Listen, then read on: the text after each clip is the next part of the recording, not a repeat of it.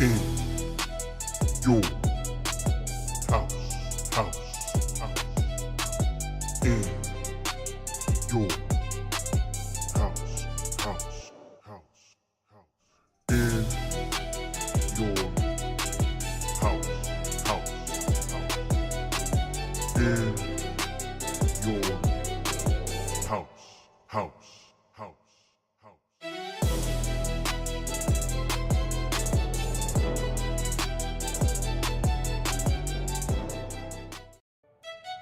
In your house, in your house, in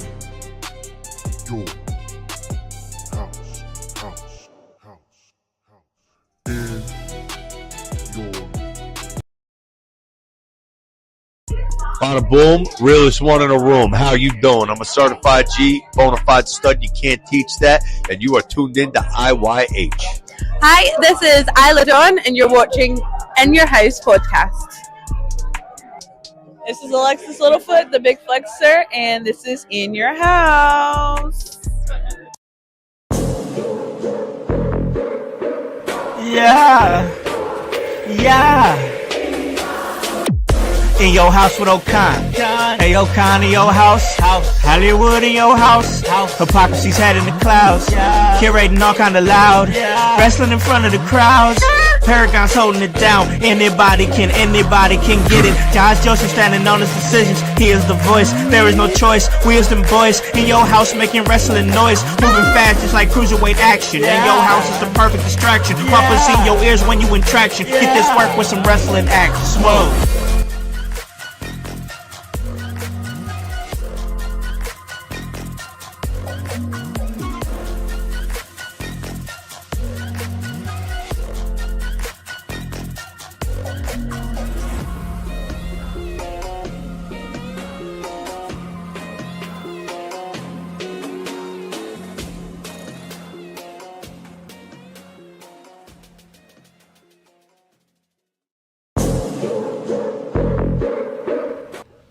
What is it's the come man, and I'm in your house, and you guys already know the vibes. Anytime we slide on through, we're here to give you that work when it comes to this professional wrestling business. And guys, we are back here on a Sunday, and man, what a road it's been just to even get to this episode right now. Like, how damn so much stuff. We were dedicated to giving you guys the work because there is a lot to talk about. We had SmackDown go down. I thought it was a pretty good SmackDown. I like the way things are pivoting on SmackDown and some of the title changes that we have had and some of the stories that they're telling, and the roster is really getting beefed up. I am enjoying right now, at this moment, what I'm seeing on SmackDown, and with as beefed up as the roster is right now, I'm excited to see if they actually do go 3 hours starting in January. We're going to talk about that and so much more, but before we do, I have to bring and on my brothers here, and podcasting is I go over here representing Gonzo Sports Room, Gonzo Wrestling. He's the oldest man on the internet, period. I mean, just the oldest man on the internet. He's the OG of professional wrestling. It's OG Tony Gonzalez. What is up, man? Oh man, just enjoying my weekend. Watched some UFC last night. Been checking out the end of this 500, not a 500 race, but a IndyCar race. Okay. So yeah, I'm going to watch the Fever here in a little bit. Indiana Fever. I think they play at 5 against Atlanta Dream. But yeah, real quick, I wanted to give a shout out to a guy. He was on our show, Gonzo's Wrestling Room Monday, promoting this. Morgan Blankenship. He did a wrestling show / fundraiser, silent auction, all kinds of stuff on a Friday in Seymour, Indiana. Headlocks for Henry, and it's for an 18-month-old young child with brain cancer. And they raised over $10,000. I know some of the things I thought was pretty cool in the auction. He had 2 bands that put up their services for auction that you could bid on that, and if you won, they'd come to your house or wherever you wanted them to and play. So I thought that was interesting. I thought that was pretty cool. So I thought Mortimer and his group, I think he was involved with some of the Supreme wrestlers over there with Supreme Wrestling over there in Seymour, did a fantastic job, and I just wanted to give them a shout out and say thank you for what they did. Absolutely. I mean, to me, that's just one of the things that when I think of pro wrestling, that's what pro wrestling is all about. Trying to know story, trying to win belts, trying to Oh, did House drop? Yep, I think he dropped. I think he dropped. Yeah, there he is. I'll tell you. Sorry, but I don't know what happened there. But what I was saying is one thing that I love about professional wrestling. We talk about a lot of things. We talk about belts and money and how ratings and stuff like that. But at its core, when you can do something like that for a fan in need, for a child in need, I just think that's pretty amazing. Shout out to my brother Morty. He's been on the show before, been on Gonzo Sports Room, been here on In Your House before. I work with him at Emerge. He's a great guy, hilarious guy, does a great job, one of the best managers on the in this region, and that's just amazing to hear. Shout out to him and Supreme and everything they did for that kid. Yeah, that's awesome. 10,000 over 10,000. $10,000, and it was somebody that he works with, child. I don't remember the names. I'm gonna be honest Sure. with you. Sure. Somebody that he worked with and he knew, and he wanted to help. So I thought that was pretty awesome. I think that was all. Yeah, most definitely, man. Most definitely. Absolutely. And we got a lot of pro wrestling to talk about because pro wrestling does affect many different people in many different regions. We're seeing here our brother Daniel Garcia. He's talking about many different promotions in many different regions. They chat, and we're definitely going to get to it, Daniel, for sure. But before we do that, I have to continue to do my due diligence and bring on my other brother over here. He's the producer of the show. On Wednesdays, we talk WCW, but every day, he's the voice, Josh Joseph. What is up, man? How goes it, house? How goes it, household? Yes, we have some wrestling to talk about.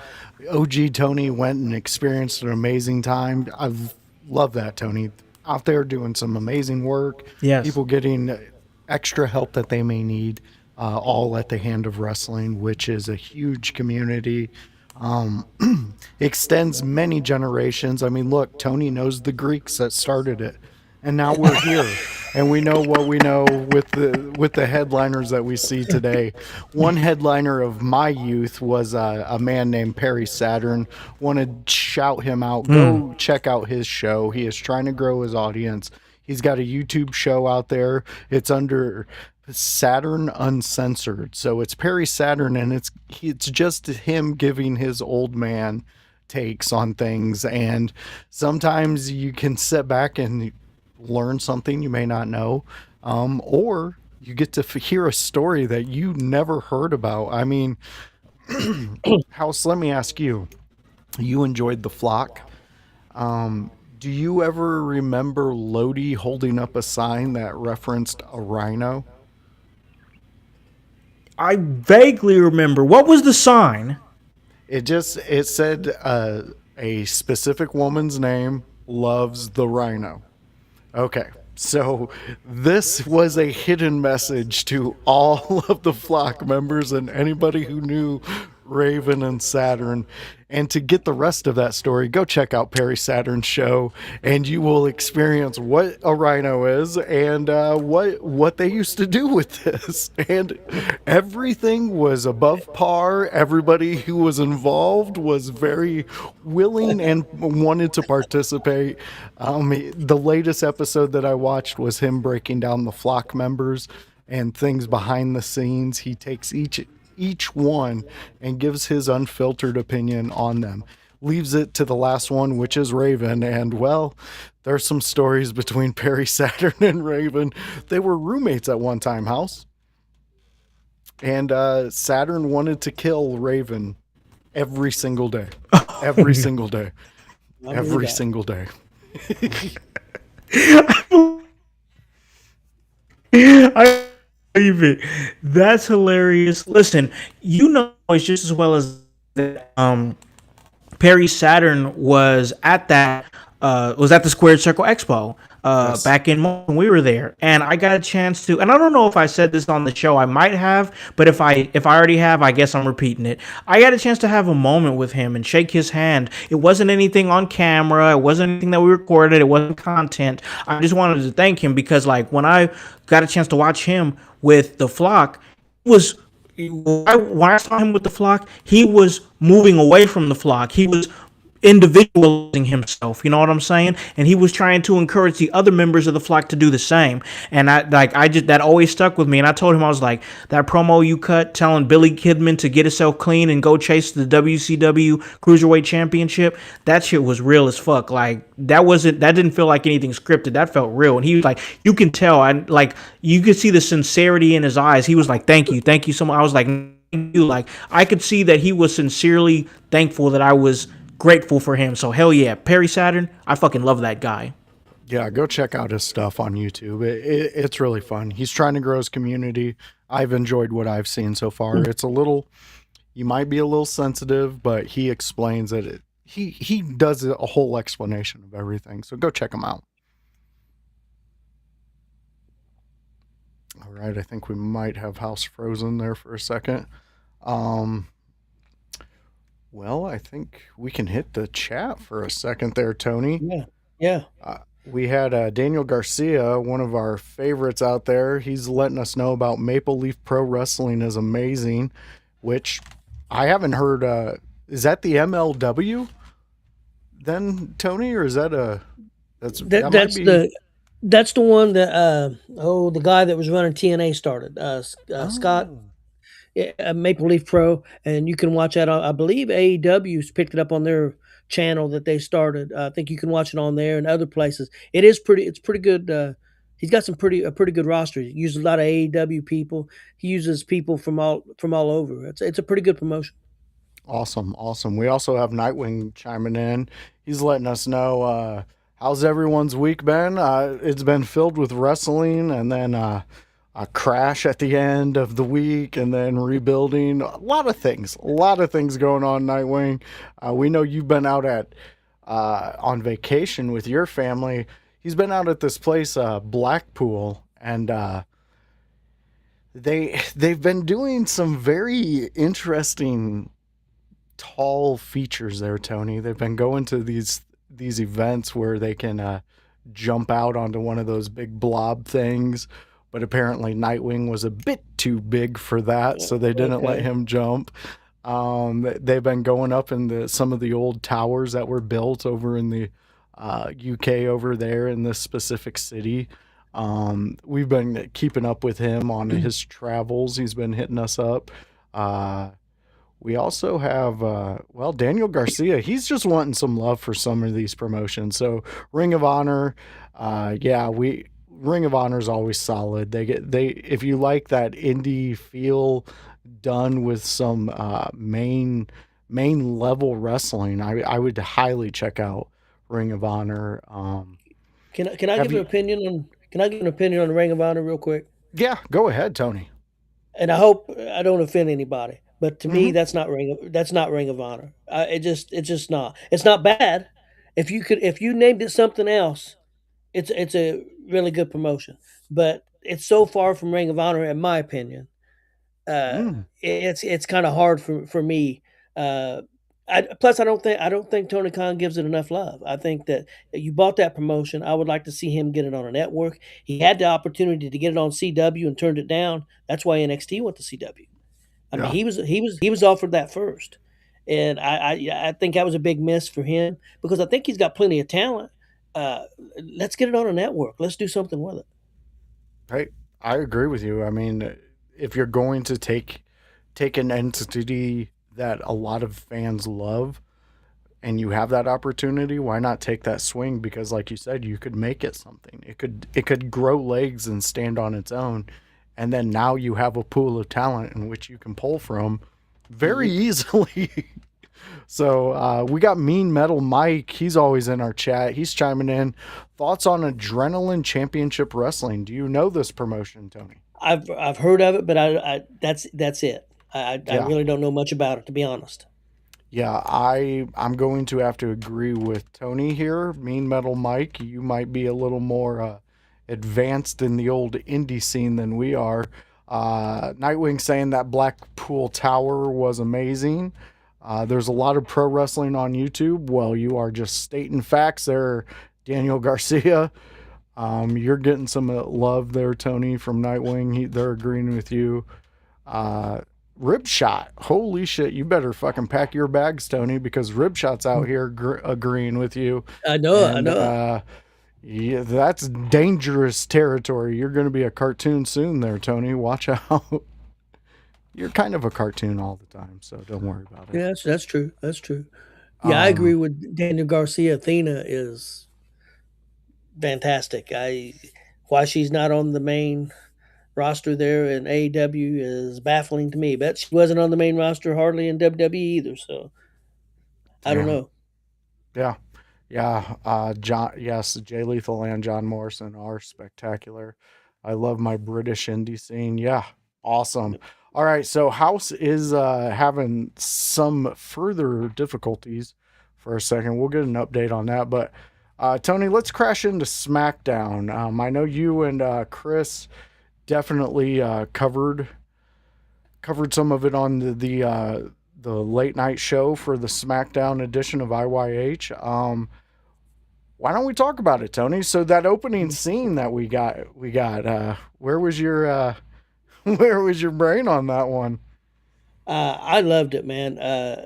I thought they played it. That's one of the best segments on TV this year, I think.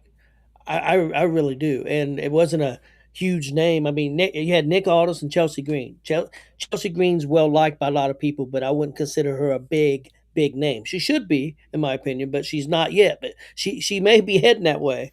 But I thought she was spectacular. I thought Nick Aldis was great, and how they put that together, and then how Gunther came out and got involved, and Matt Cardona. I thought it was great TV. I loved it 100%. And not only that, Chelsea Green was featured throughout the show. You could almost call that SmackDown show the Chelsea Green show this week, because she was in like 5 or 6 segments, Yeah. and Yeah. it all made sense. It wasn't forced. See, and I think that is that's the key right there. It all flowed together. We've talked about that many times on a lot of the shows that we do when we cover wrestling, especially with AEW. A lot of the stuff feels forced, and then when they do get on something, it's like give them 2 weeks and it's going to be forced again. Yeah, I enjoyed this specific SmackDown because of that whole thing, kicking it off with her. And I agree, she may not be right there on that main event level in a lot of people's eyes, but I do love the fact that they're willing to give it a shot and see where it goes. They're giving us that opportunity to see what she can do instead of just completely taking the title away from her. I seen a lot of people have some blowback on this opening segment, but personally, I thought it was well played, and it goes back to what we talked about with Liv.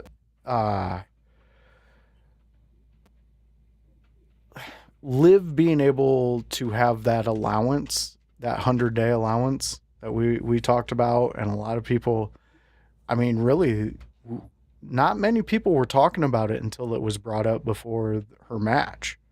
Yeah. You know, it was kind of like just swept under the rug. Tony, let me ask you specifically on that idea. Are we living in a world today in our wrestling where this can allow the wrestlers to maybe not worry about that opportunity being taken away from them that they worked their asses off to get? I mean, Chelsea has worked her ass off to get to where she's at. Oh yeah. I mean, she's been fired a couple of times. She's been not given opportunities. Told that she'd never make it. Yeah. I mean, she's great, but her mindset's different than. And I don't want to speak about Liv Morgan, because I don't know that situation. I kind of think it was more she could have been a little banged up, and I also think that the people that they wanted her to work with wasn't available. Valkyrie couldn't be there, and Becky had time off. So I don't think they knew what to do, and I think they tried to save it by putting her in that tournament. A lot of people was mad about her being in that tournament, but she got a couple of wins and kind of strengthened her up a little bit. So I think that's what they were trying to do. Yeah. Whether it was right or not, being not wrestled for 100 days, I don't know. It's different times now. I think they should. I think they should, even if it's not a title match, wrestle on TV. At least. I got you. I mean, there's ways that they could easily protect her, and it's not like we didn't do a whole storyline where she wore that face mask for many months. I think they're playing it safe with her right now, getting it all evaluated, seeing where they can go. And Daniel Garcia, I see what you're saying with Jordan Grace and who was the other one, Candice LeRae, but isn't Jordan Grace just coming back from an injury? That she was coming back from an injury? Well, I've heard that she's healthy and they don't have nothing for her. And I tell you, not too often I are real critical of the promotions and how they handle talent, because you really don't know what's going on. But this is one that I could rant on. I think Jordan Grace is fantastic, and why she's not being used, especially they had some downtime. I mean, things wasn't great in SmackDown with the ladies in that championship picture. Same thing on Raw there for probably 6 weeks. You got to use her. Yeah. I mean, I follow her socials and stuff, and she seems to be living her life. Like, Yeah. I don't know, man. I don't know. We're not in those rooms. We don't get to make those decisions. So, and as you guys can all see, Howse is back at the helm of the ship. Take it away, Howse. Hey, what is up, guys? So, all right, so we're back here on the show. Of course, I'm back here on the show. You guys have been here, but there was some things that I wanted to touch on before we got to SmackDown. It looks like you guys jumped into the SmackDown talk, which is totally cool. We'll definitely jump right back into it for sure. But I did want to first say that I did want to do, and we will be doing, a state of the household address a little bit later on in the show, so it'll be coming closer to the end. Also, at the end of the show, we will be announcing a big returning guest here to In Your House. And before we once again, like I said, get back into talking SmackDown, and we pick up where OG and Voice, eloquently left off.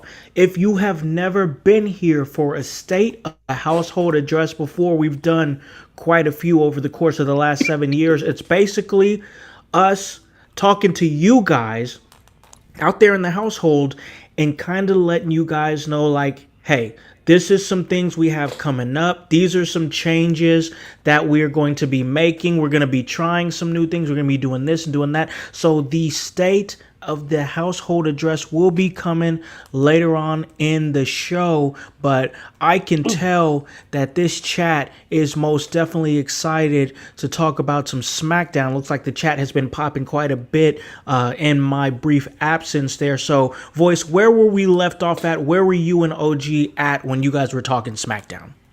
We just ended the opening segment in which we were praising Chelsea Green and the decision to keep the title on her. Then right before you came in, I was asking OG Tony if in this day and age of wrestling, if he agreed with them allowing the title holders to have these titles without having to defending them, especially just coming off Liv's 100 day. Absolutely. So there was a lot of thoughts in the IWC about the way that they handled the Chelsea Green situation. And I have to say this, before I get into that, the promo that she cut on SmackDown at the beginning was the best promo that I have ever heard her do. Like, I'm not saying she's not a good promo. I'm not saying that she's great, but it was the passion, it was the realness, it was the reality that she was taking things that have stopped her momentum in the past, and we got a running in the building. We're about to bring them on here in a second, but the momentum that she would gain, and then after the momentum, something bad would happen, an injury would happen, things like that. But the interaction between her, Chelsea Green, that is, and Nick Aldis, I thought it was great. I thought this was a great way to open SmackDown. I thought that Gunther coming in, playing that asshole role to a T was perfect. I mean, that's just a role that he plays, and he plays it so well. And I enjoyed that, but I will say this. Matt Cardona, man, I don't know who he pissed off, man, but to sit up there and come and defend your girl and still get smashed anyway, it kind of sucks. But I will say this. I took this away from that match. It did take 3 power bombs and a Boston Crab to put him away. And he put him in a Boston Crab, and they're in Boston. What are we doing? He finished the match with a Boston Crab in Boston. That's some crazy shit. OG, I know that you were there when the Boston Crab was invented. What was your thoughts, man, on the Boston Crab, him finishing the match, and then of course that opening segment? I want to get your thoughts on it. I like I said earlier, man, I loved it. It's one of the best things I've seen on TV this year. I thought it was so good. I thought it was put together perfectly. Again, talking about Chelsea, I mean, like I told Joshua earlier, it was almost like the Chelsea Green show on Friday, because she was in like five man. segments. And like we said, it wasn't forced. Yeah. It wasn't like somebody named John Moxley. It was. It wasn't forced, and it all made sense. Yep. Her presence flows on the show well. So anytime you see her, it's not like, oh, here's Chelsea Green again. It's no, Chelsea needs to be here because she's involved in this. I love it. I thought it was awesome. I love it.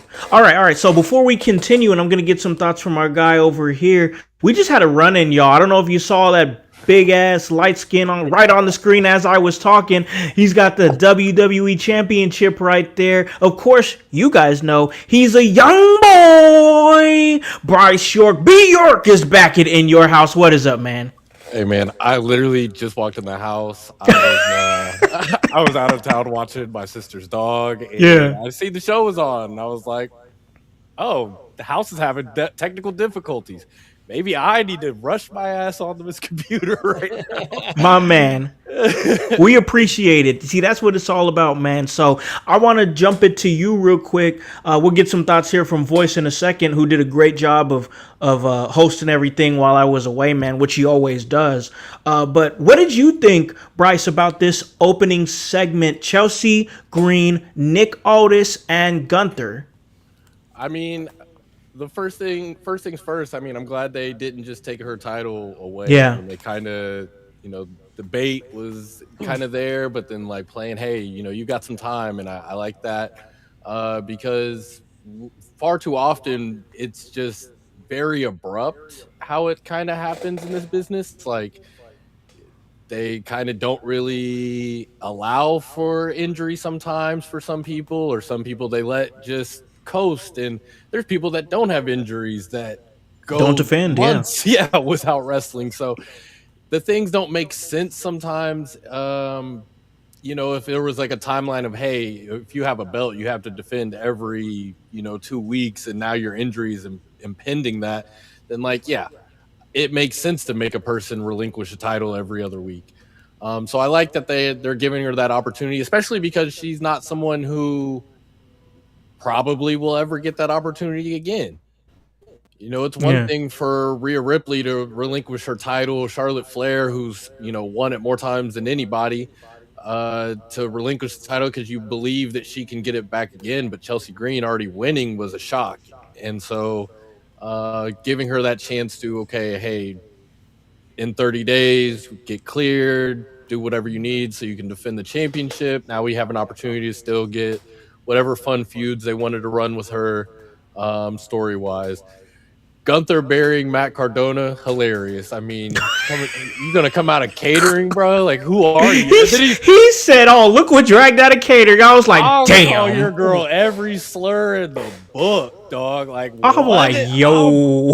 I was Gunther was wildin', bro. Like, I'll call your girl I'll call her and you can't do anything about it. And that was, I mean, it was kind of wild because it was true. I mean, you know, Matt Cardona's not touching Gunther at the end of the day. Like, they're not going to give Cardona that win. And they made me a believer for a second. I can't lie. There was a moment I was like, hey, this really isn't for anything. He's got that, for my anime fans, you know, like Vegeta. Yeah. Yeah, my boy Vegeta. Bulma, like Bulma got touched. So Vegeta yeah, exactly. So he got it. So he got to at least try, but he know Beerus is gonna put his ass down. So it looked like for a second, hey, he got that power of he might be a serious player, and then of course, you know, by the end of that, you know, boom, down. Like, reality hits hard as fuck. It was a very fun first segment. Like, you know, you got use out of, you know, Cardona in a more serious tone, obviously coming to defend his woman. Chelsea Green, like I said, just extending her story is the most important thing here. Like, this is somebody, like I said, and I don't want to keep going too much just because I just ran in here, but like, she might not ever have this opportunity again. Yeah. So it's very important that, you know, hey, if you're going to let somebody reign half a year and never defend their title, like, give her a chance to run her stories or, you know, do the things that you want to do and then see how entertaining and how much that really pushes with the fans. Because if you take it away from her now, as somebody who's a Finn Balor fan, you may never see this again. Yep. Most definitely. No, that's a great point. I love the fact that they kept it on it. It's too much inconsistencies with this 30-day rule, who has to defend the title, win, and whatnot. Because if they would have stripped her of the title, then it's like, okay, they stripped her of the interim championship, but the champion, Rhea Ripley, who doesn't even look like she's coming back anytime soon. I've heard rumors that she's going to be gone through the rest of the year. We might not even see her until the Royal Rumble, but they haven't officially taken the title off of her yet. It's the same thing that me and Voice have been talking about for weeks when it comes to Rhea Ripley. The selective favoritism. She should, if she's going to be gone through the rest of 2026, she shouldn't hold a title. There should be no interim anything. So, like, I just don't understand. But Voice, once again, like I said, I know you did a great job of hosting the show. I don't want you to go too much into the opening segment because I know you kind of laid it out for the household, but I didn't get a chance to hear you. If you could keep it tight, I definitely want to hear your thoughts. Yeah, I just said pretty much what Tony said. I thought this was a great way to keep Chelsea where her fans have put her. She's done the work. They've felt the love. She's constantly all over social medias with Matt and them doing videos. She's a fun champion, so I like what they did there. Real quick, I'll tap onto the Rhea aspect of this. Let's go. You can still see Rhea. She's out there on Twitch doing sad videos, twirling things, getting fans to be on there. They are really just letting her just, I don't know, flutter away. This is what happened. This is what happens when you start to hit those levels of I'm bigger than the promotion. Yes, I would have her ass backstage helping all the women. I would teach her how to produce stuff. I would give her those aspects because a mind like that, you're going to reintroduce, much like Charlotte Flair. Remember her return? Yep. Remember how much hate we had for her? Yep. Remember what she did? She turned it around and became who she is today. We praise her for what she's done.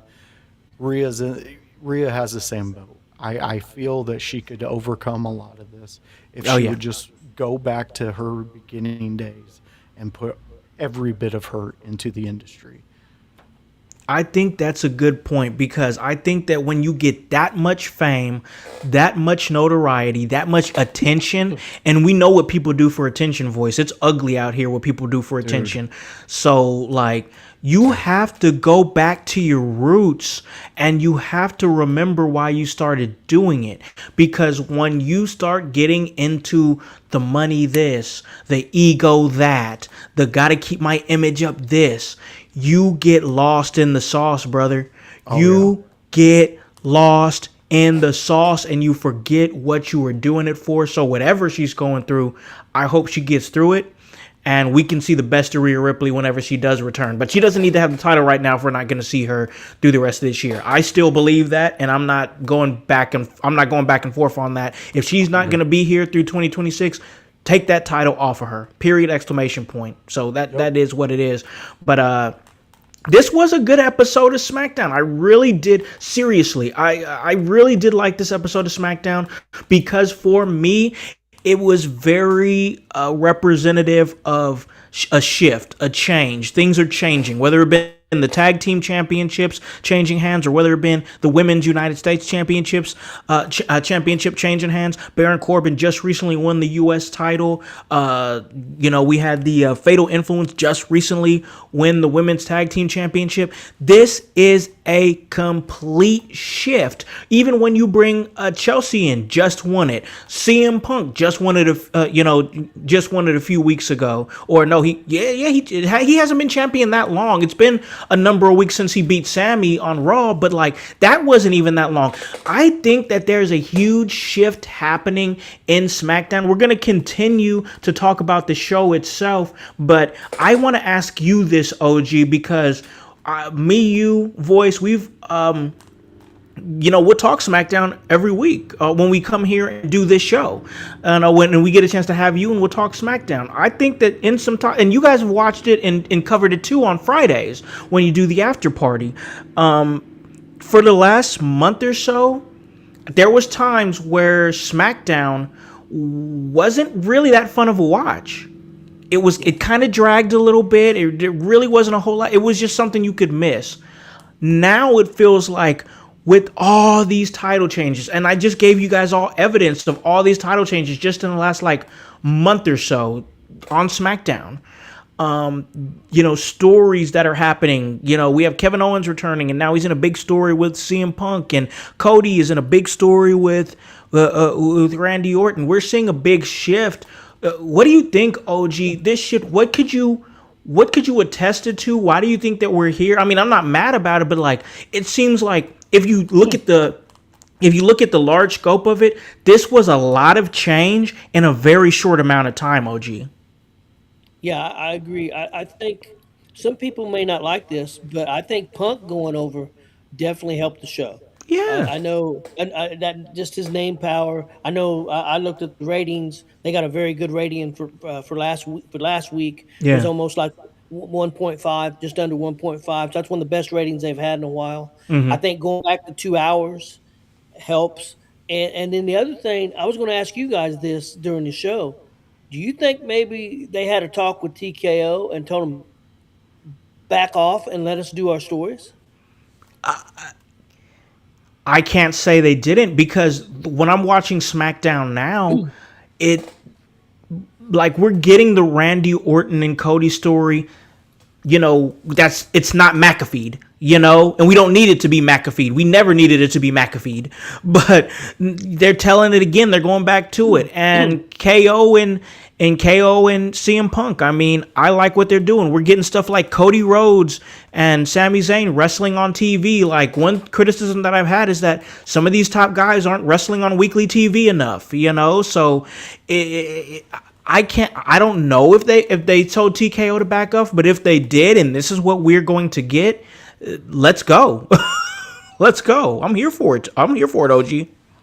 Yeah, I think something happened. I mean, you got some guys back, so that helped tremendously. Oh yeah. But just the show, it just seemed the writing was very good. Did you guys hear about there was about 5 segments that had to be cut off the show and they put online? No, I did not hear about that. Paige had a segment that was supposed to be on, so she addressed her situation with the Bellas turning on her. Yeah. Also, Matt Cardona did a promo backstage that they put online about he thanked Gunther for what he did that finally woke him up, and he's coming after Gunther, and you're going to see the real Matt Cardona. So I think that feud's going to continue. And Okay. so I think that could be interesting. And then there was 2 or 3 other segments that they had to show, and some of that made purpose. There's no way 5 more segments wasn't going to fit in a 2-hour show. There's no way. Absolutely not. And I don't Absolutely want not. I know one of the segments I think was Nakamura. He was hitting at the MFT, and then he was kind of revealing his partner. A ticking time bomb. Yeah, so we got somebody coming. If you watch New chaos. Japan Pro Wrestling, you know. Yep. So that's another. I think it's Tanahashi. Tanahashi's coming. That's a strong possibility. I think there's a lot of discussion between Tanahashi, Nakamura, and then possibly who is it? Evil Nuraku over there in NXT coming together and maybe doing a stable on SmackDown. That could work. That could work. It makes sense because Evil hasn't been on TV in NXT since he lost his last championship title match. That's true, isn't it? They could be this. That could be a heel faction, or I would have them as heels, honestly. But that could be a faction that could really add to SmackDown, and it could really develop into 2027 if rumors are true and they decide to go back to 3 hours in the beginning of January 2027. But Voice, what do you think, man? You're seeing this shift in real time as far as the things happening on SmackDown. What are your thoughts on it? We're going to continue to talk about the show, but I want to get your thoughts on this shift in the roster, the stories, the champions over on SmackDown. Yeah, I think you might be right. I think some discussions were had and some people were told, hey, just let us do what we've been doing way before you decided to purchase this company and think that you're going to make your money back. Just like that. You obviously don't know wrestling promotions. They don't get into it for the money because, well, there's only been a handful who've been pretty successful at making it. One guy in particular, we don't talk about him. But yeah, I agree with you. It's the right move for SmackDown. SmackDown's the fun show. SmackDown's the exciting show. SmackDown's the show you don't know what's going to happen because, well, it was The Rock's gift. This was him being praised. Hey, you get your own show.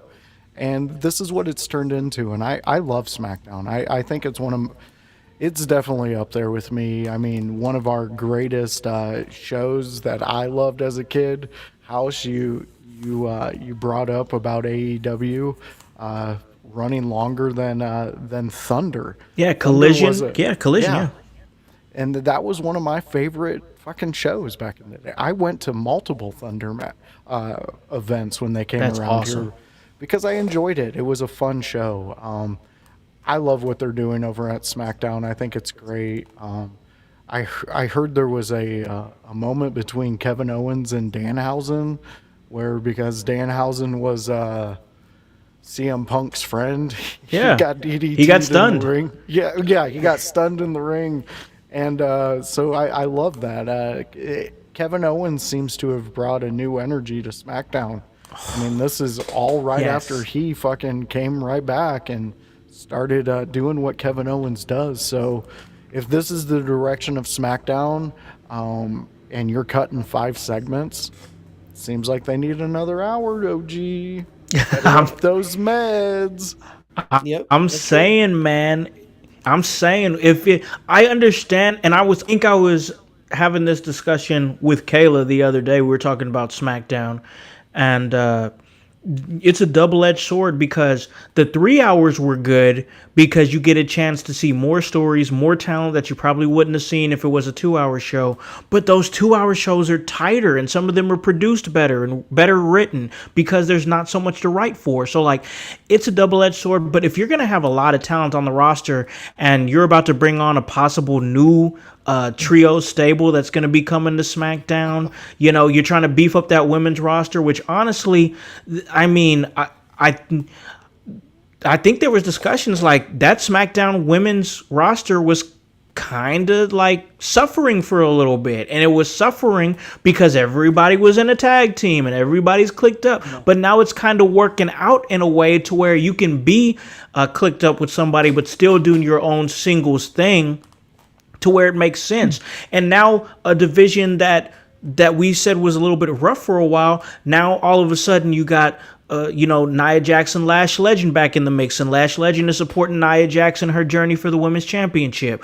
You got Charlotte Flair, Alexa Bliss, and Tatum Paxley, and those three, they're going to be running around together doing stuff together, but I'm sure they'll still do individual stuff. You see the Fatal Influence, they're getting their individual accolades now. We'll talk about we're going to talk about Jacy Jayne becoming the women's U.S. champion here in a little bit. There's just a lot of things going on that women's roster where things are moving really well.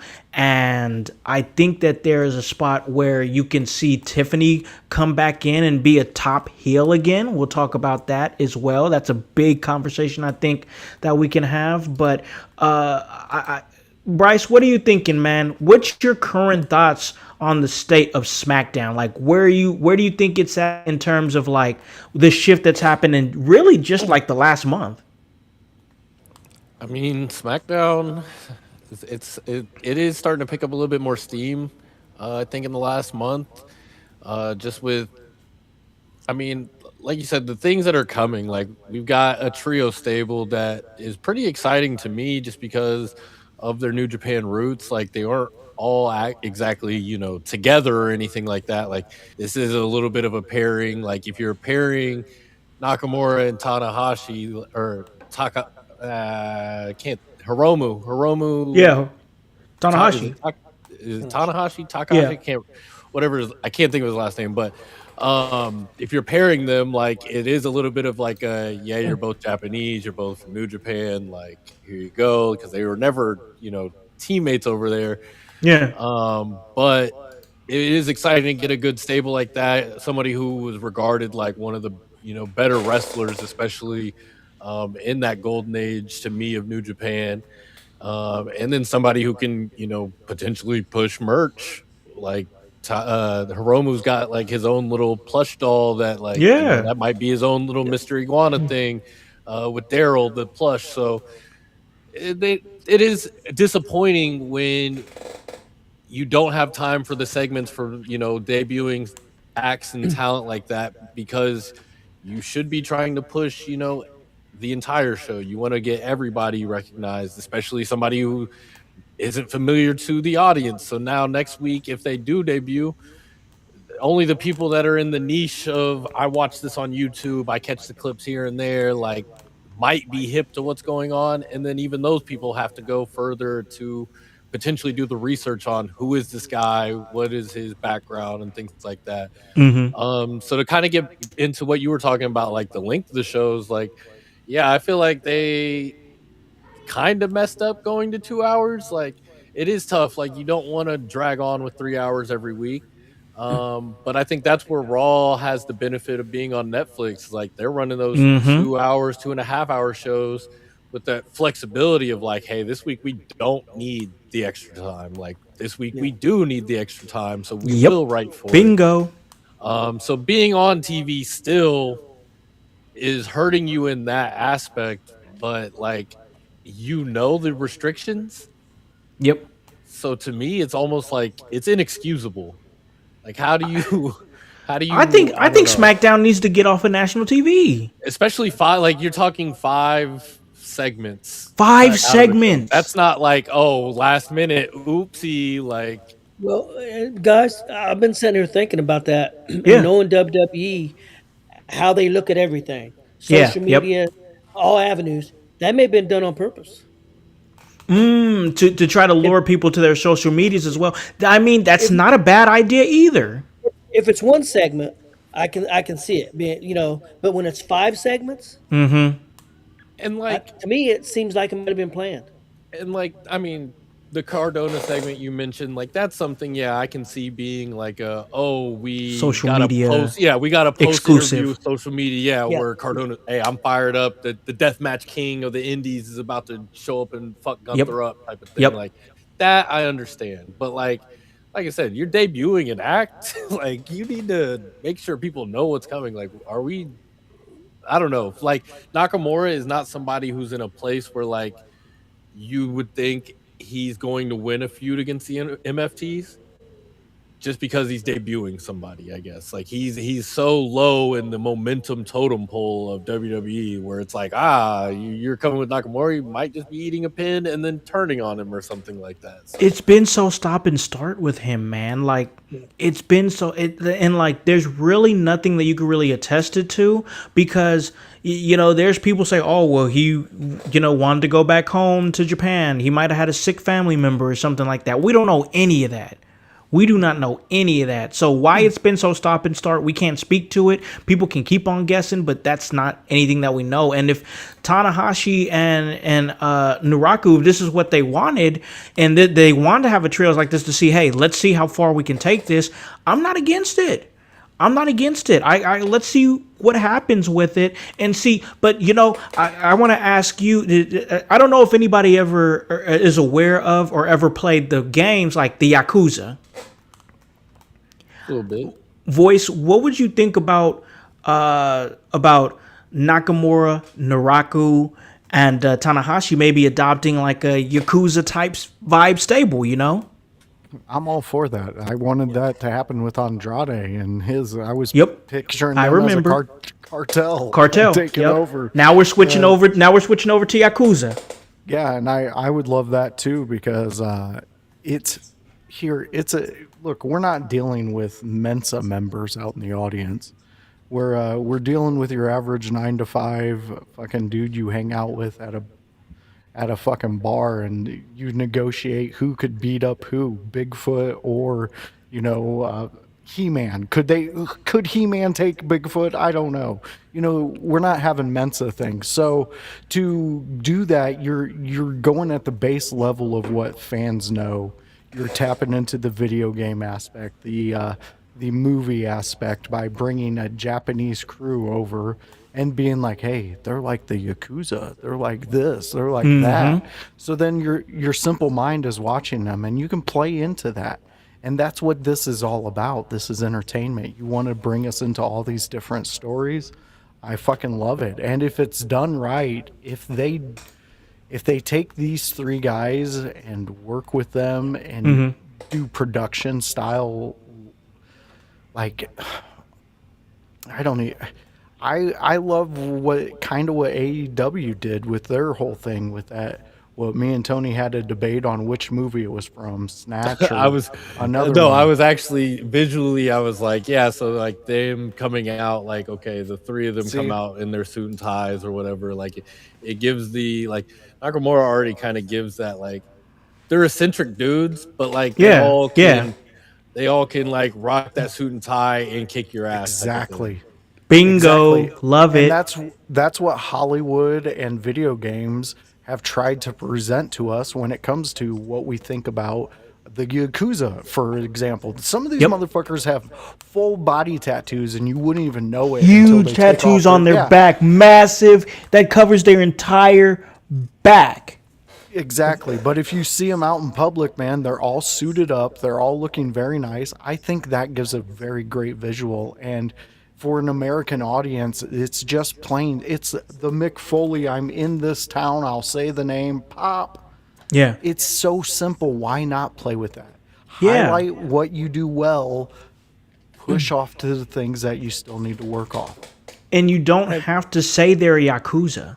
Yeah. Present it. You don't have to say it at all. Have you guys seen the movie Showdown in Little Tokyo? I have not seen that. It's Brandon Lee's very first movie. Ooh, okay. It's with Dolph Lundgren, and it's full of Yakuza.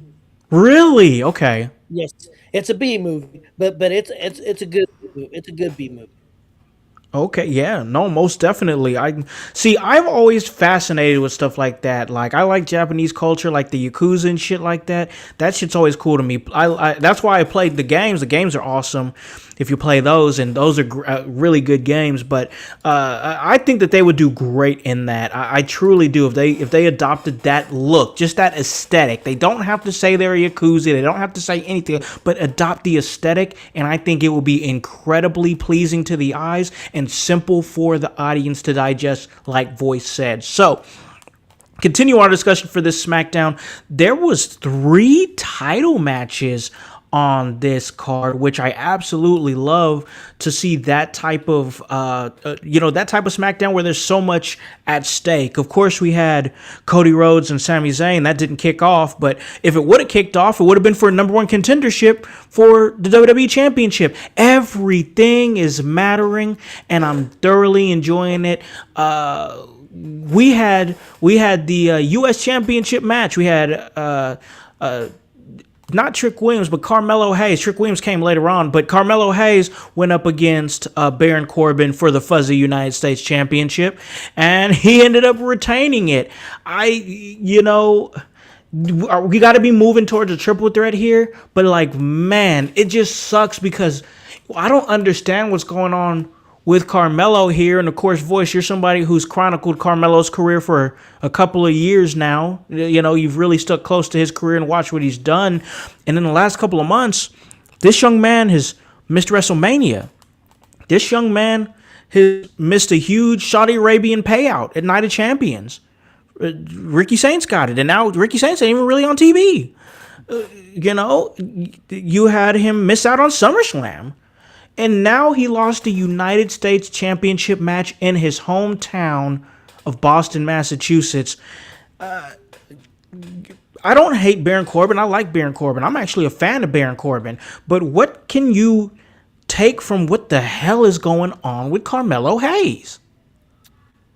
I think that Carmelo came in to the main roster. He came in very hot. Everybody wanted to see him on the main roster, and he did his thing. We had him as the U.S.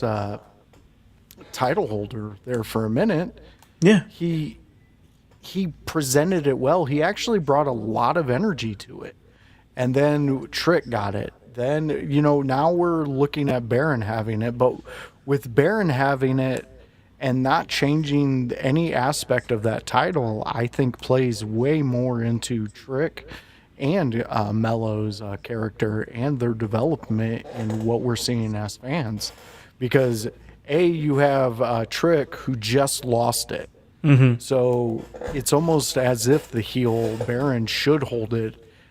It's the same way that Trick had it, Yeah. And then to add a little more injury to it, you look over at Melo and you go, well, you never even got to touch it like this. Yeah. And Trick kind of brought a whole new element to this belt that you're not even getting to touch. I am. And he beat them. So when this triple threat happens, Melo's going to be the one on top. He's going to get all that accolades. So all of this stuff is going to come up in that first in-ring promo he's going to give after getting that title, when he's giving his interview, doing all that stuff. You're going to hear the explanation of how he lost everything and then had to rebuild himself back up to this. Fans are going to eat it up. It's going to be a Saturday morning cereal fest.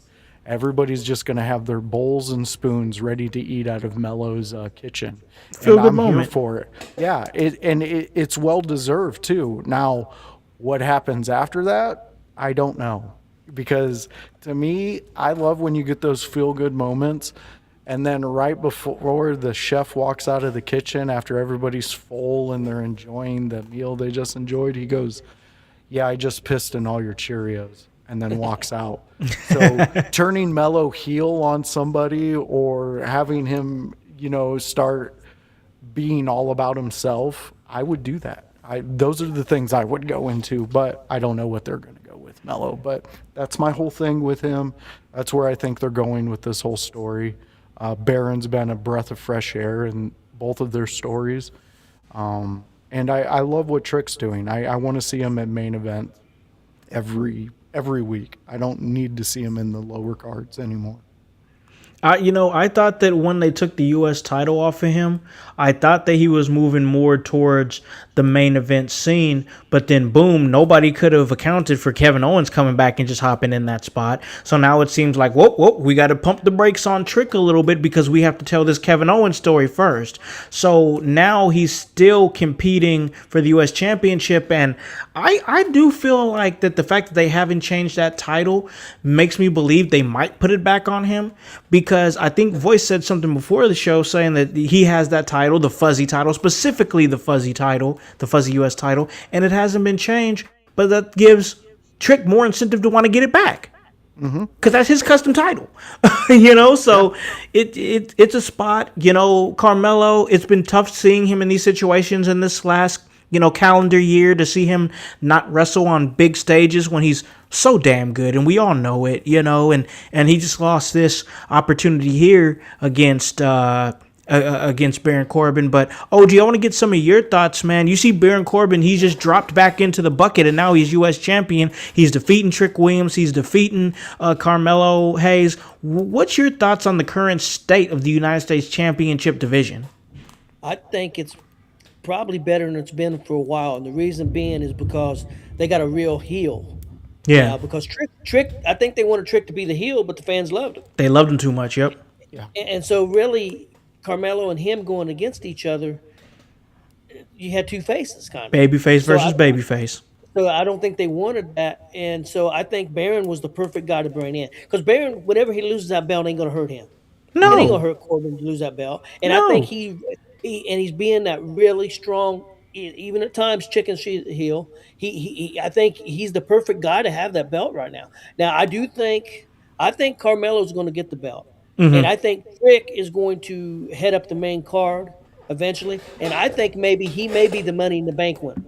I like that. I like that thought. That's a good thought, OG. Yep. It's the easiest way to get him into the main event picture without having to worry about anybody else's story. Yep. And Trick would be awesome with that briefcase. Oh yeah, he'd customize it, he'd have it fuzzy and whatnot. It'd be great. He'd be an amazing Money in the Bank briefcase holder, and I'm fully supportive of that. But Bryce, let me get some of your quick thoughts here. U.S. title scene. Carmelo Hayes defeated by Baron Corbin as he retains the U.S. title, and it looks like we could be driving towards a triple threat. Bryce, where you at? Man, Melo, that's a guy. I got a selfie with Melo, so we're cool. Hell yeah. Kind of, not really. He probably has no idea. I feel like if the story is going to continue with Trick involved, I feel like, especially, they were in Boston. They're kind of already doing all the things. Maybe Melo lost, so other things could happen in the night. But maybe if Trick was going to come out anyways, Trick could have almost cost Baron the title, gave it to Melo, and if we're setting up a three-way down the line or something like that. Yeah. I guess I'm not really sure what the direction of certain people are. Melo's kind of been in this weird void. I can't really tell what's going on with him. I think somebody said something about Ricky Saints earlier. That guy once beat Obafemi. I don't know if people remember that. He did. He did. That's right. Holy shit. I think for the North American Championship. Can we I don't know, do something with this guy? I don't know. There's people that probably need the US opportunity more right now than Trick does. Trick probably needs to be moved on to something a little. It doesn't have to be the main event per se, because you can have a feud going on without being for the title. You can be on the road to the title. Give him something to do until we get to Money in the Bank. Yeah, give me more.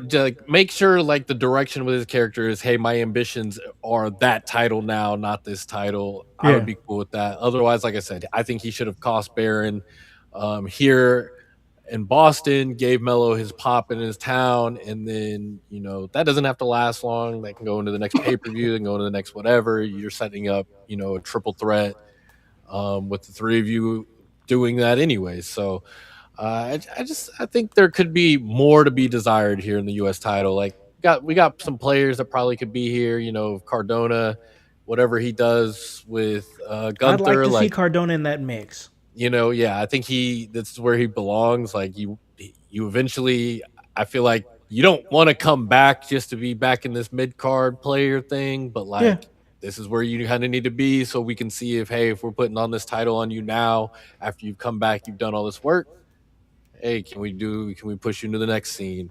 Let's get Ricky Starks up or whatever. We ain't seen him in forever. Just get Trick somewhere else. But I do like Lil Yachty. I like Lil Yachty. I will sit up there and say I like Lil Yachty a lot, and the way he's played his role and the way he's committed to WWE is really, really cool. I'll say that till I'm blue in the face. Him, Logan Paul, the way that those two guys have just committed to like, okay, we want to be in this realm. I want to be a professional wrestler. I want to be a professional wrestling manager. How can I get? I love the fact when you have guys like that that are established. They don't have to do this. Lil Yachty's gonna make his money regardless. Logan Paul's gonna make his money regardless. But they want to be here. They want to be here, and I love that. I love that a lot. So, all right. We had a triple threat tag team championship match, part of this 3-title match SmackDown, which once again I enjoyed. You had the triple A tag team champions, the War Raiders, Eric and Ivar, going up against the MFTs, which is, of course, Tala and Tama Tonga with their father, the legendary badass Haku. And, of course, the makeshift but incredibly entertaining tag team champions that are Damian Priest and R-Truth. We have new tag team champions, OG. The MFTs are now tag team champions. Haku worked his magic and reminded his sons who they were, and now we have an actual tag team as tag team champions again. OG, what's your thoughts on that? I think they should take the MFT name off of them and call them the Sons of Haku. That's what I think. Yeah, I don't even know why they're still the MFTs. That I didn't like that. I love their champions, but I don't like the name. It's weird, guys, how a guy can just come and he's not really spoke a whole lot, but him just being on the outside the ring and when he steps in the ring makes them legitimate. Because it's freaking Haku. Yeah, it really does. I mean, it hasn't made them a lot better in the ring necessarily, but it has changed the perception of people. I think it was a wise move to put the belts on them. I know my son Chris on the show the other day said he thought it might have been a little too soon. Yeah. But maybe I it should could have see been that. maybe another couple weeks, and I can't necessarily disagree with that. I can't disagree with that. But I do like the fact that maybe they're going to be building up this tag team scene. If it is Tanahashi, it's coming in. With Nakamura, they could possibly be a tag team. Yep. So it seems like they're working on the tag team division, and that's definitely a plus. So I liked it, and I think I would say R-Truth and them may get another match, but I would think R-Truth and Priest is done. I think so too. Let me pivot over to Voice real quick because I want to get your thoughts on us having new tag team champions. But do you think we could be moving towards a possibility where they do get that opportunity like OG just spoke of, and maybe they lose it, and maybe we could see Damian Priest turn on R-Truth? I think you can get that turn on R-Truth with Damian Priest without putting the titles back onto them. Maybe, just letting them have that rematch, I guess. Yeah, rematch and lose, yeah. Honestly, if they're not going to have a match between R-Truth and Damian Priest at the end of that, if he turns on them, then don't do anything with it. Just kind of let it go. Yeah. Damian Priest goes off and does his own thing. I don't know. R-Truth, I would assume, needs rest. You can't be operating like this for so long. I mean, even outside of the ring, the dude's doing music. He's doing tons of stuff. He's on TikTok live till 2 a.m, bro, singing every one of his songs on his catalog. I swear to God. So when does the body go, hey, brother, let's take a break? But no, I like what we're getting with the tag division now, with especially what we're seeing as a legitimate tag team, not just a thrown together, let's see if this works tag team, which R-Truth and Damian Priest had their moments. I mean, it was a fun run. Yep. You can definitely say we had a lot of fun, and they did what they were supposed to do, hold the tag titles until they figured out the division. Yep. And it seems like right now they've figured out the division. So I'm looking forward to it, and I love Tony's observation of Haku just legitimizing these guys just by being there. The dude was he was a beast when we watched him wrestle. I love it, and I wish they would change it to the Sons of Haku, because I would buy that merch quick. And I would tell everybody I'm Samoan. You couldn't tell me otherwise. It's my truth. You're the son of Haku, bro. I'm the son of Haku, motherfucker. That's a cool name. No, I do like that It name. is a The Sons really of cool Haku's name. really cool. I dig Yeah. that. That's dope. So I think they should definitely change it to that. But let's get some of Bryce's thoughts. New tag team champions over there on SmackDown. I'm calling the Sons of Haku, Tama and Talla Tonga, new champions. I mean, that's cool and all. I'm tired of the Priest and R-Truth. They're not a tag team. Guys, that's the Judgment Day. All right, we live, laugh, love Fair. over here. Okay? Fair. That's I'll fair. never turn Don't on- give him that. Don't give What? him that. He doesn't get that. He's live, laugh, and love, bro. Live, Come laugh, on. love, bro. We still selling on the side. We still collecting them dollars, bro. I mean, truth. I don't want to see truth. Like, honestly, that's like, I don't know. I don't It's either. one of those things where, like, yeah, like, what do we want a match out of that? And then it's like, I don't know, what's the payoff there? Truth loses and retires. It's like there's just no payoff to doing anything to R-Truth at this point. To me, like, is he gonna? I guess he just needs to fight Gunther, get it over with, so I can shed those tears. But like, I think actually, you know what? He should do that, lose to Gunther, but then like still show up the next day. Like, my bad, y'all. I was just clocking in. I thought I was supposed to still clock I was in. just done last night. Like, I retired last night and took a nap. yeah, I was I'm back. tired. Oh, it was a retirement match. Like, I don't know, like something stupid. But yeah, like I just don't think there's any real payoff there. The MFTs though, like, definitely cool for them to be tag champs. Just because, it's two guys, like, for me, especially Tama Tonga, like, kind of exciting to have him over here after, I mean, he's somebody I've seen for years, Oh, on yeah. the scene. Oh, So, yeah. New Japan, yeah. nice to see that guy get over here, but he's also a guy that I always worried about transitioning over, because I mean, his finishers and things like that have always been something that someone else does. Yeah. So he did the gun stun, and that was Carl Anderson, but also that's Randy Orton. He's also he's doing RKO, so they can't do that when he come over. Like, you lose your moves going to these other companies sometimes because other guys do those moves already. So it was rough, I feel like, at first too, because also with the rest of the MFTs, like, shit, Jeff Cobb is now back in New Japan, yep. as of fucking like last night. So it's like, you worry that is your destination at the end of whatever that contract was going to be. Is, hey, like, dang, he just kind of floated for a second. He hung around Solo Sikoa. Once that story ended, what's gonna happen? You kind of tease this thing with Finn, you kind of tease this thing with Shinsuke, you kind of tease, but then you never go anywhere.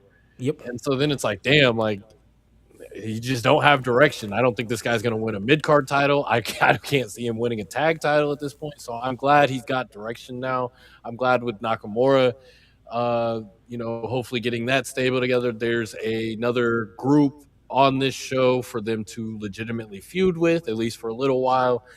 And hopefully for all those groups, it's not just quick and then, somebody's turning on somebody, kicking somebody out of the group. Like, you can have 2-3 people in these groups and, contend for, Fatal Influence is doing it right now. They've got fucking tag titles and the mid-card title. So you don't need to be all focused on one thing all the time. Like, you can truly divide and conquer and do things without, like, breaking up every 6 months and creating that dynamic. You can have strong groups on these shows. Like, I know we were talking about the whole women's scene start grouping up, and it's like, yeah, they all start grouping up, and then no one wanted the women's title anymore. Exactly. Like, it just makes no sense. Like, I don't know. They make people act like they don't have minds of their own sometimes without, and I can't be your friend anymore. Like, if I want a belt, I gotta fuck Tony over at the end of the day or something like that. Like, why can't me and Tony just be friends? And you just win the championship. Like, yeah, I think it does. I think it does push back against those narratives in wrestling where the only way you can get ahead is by turning on somebody. I think Priest and Truth, now I'm going back to it. Priest and Truth should lose. And, like, Priest is like, damn, like, whatever. And Truth should be like, bro, I'm old. I don't want to do this shit anymore. But I want to help you achieve your fucking goals. Like, why can't you do that? Exactly, like Charlotte and Alexa. We literally just like they're I will the same. cheat Lash for Legend, you. Lash Legend, and Nia Jax. Like Lash Legend is supporting Nia Jax in her journey to the WWE Championship. Like I will screw over CM Punk for you. there you go. See, there you go. See, it's just stuff like that. But like you did bring up the fatal influence and Jacy Jayne now becoming United States champion. I thought that move was great. I think now that the fatal influence have exactly what they need to have a hostile takeover of the women's division over on SmackDown, because those women are working in ways right now that I just didn't know if they were going to come on the main roster and do what they're doing right now. But Voice, the fatal influence, they are a key cog to the mid card over there on SmackDown. And now you have Jacy Jayne, who's, like we've said on previous episodes, is WWE's answer to Tech, and she's doing a great job over there now. What's your thoughts now? We have a new United States champion, Jacy Jayne, new U.S. champion to complete the puzzle for the fatal influence. What are your thoughts, Voice?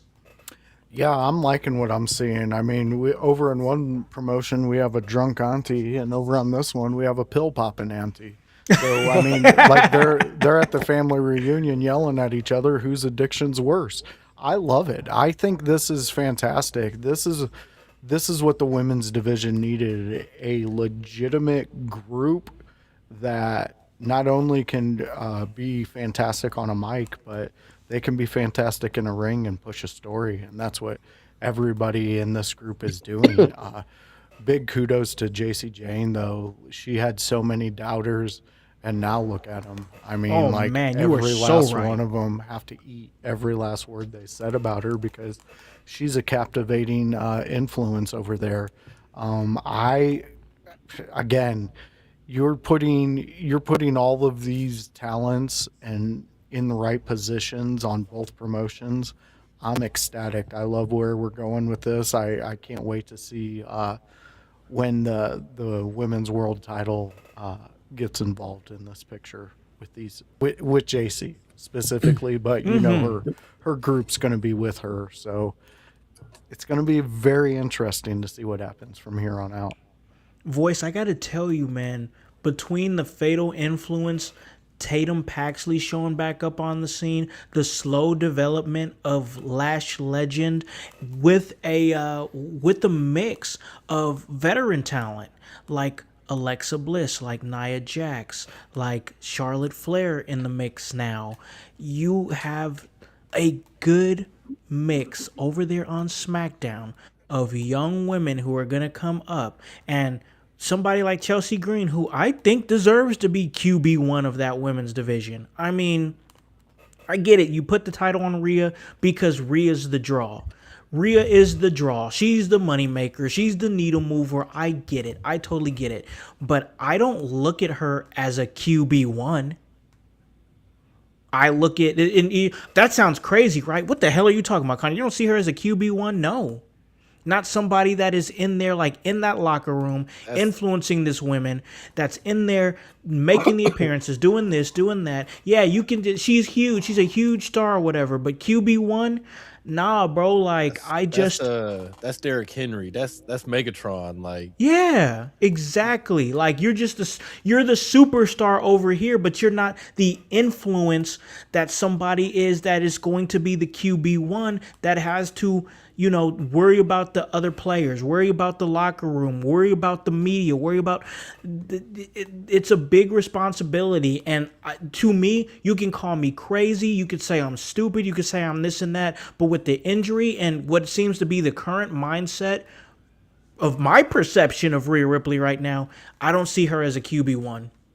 Can I ask you something? Because that's a great point you just pointed out. Okay. And yeah. I think you can see the comparisons, because we have a lot of the older men's talent talking like they've done their career of, oh, the guys at the top when I was younger, they didn't let us grow. And then now you're kind of seeing some of that still being applied to the men's division. But on the women's division, you see a majority of the older talent being very like, hey, let's bring this person in, let's work with them. I mean, yep. You've heard me run her name through up and down everywhere. but Bliss herself is injured, right?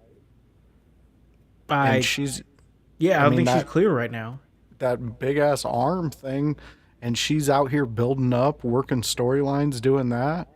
Rhea's sitting on her couch in a dark room on Twitch lives, hopping around, being like, "Oh, thank you for all the nice comments." Like, get back there, fucking do something with the thing that made you so fantastic, a fantastic feature to see. Get back into it, love it a little bit, work with the younger talent.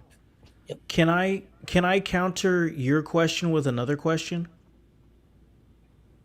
Go ahead. Who has Rhea Ripley built up in the last 6 months? Who has she made? I guess like Don't say Io Sky, because Io Sky's already made. Oh, that one oh no, that one guy who was trying to take a picture of her, and yeah, she made him. He got famous off that. I guess No, like I though, don't to some extent though, like is it her responsibility? You know, I get that. It's not really, but you know, if they tell you to put somebody over, you got to do it. It's not anything, because like I don't know how this Tatum Paxley thing came to be, but it seems like they're more than willing. Charlotte Flair, who's been on record to kind of be a selfish talent at some point, and now she's willing to build somebody else up like Tatum Paxley. When I look at Rhea Ripley, I kind of see her in a spot in a, oh, here we go with this name.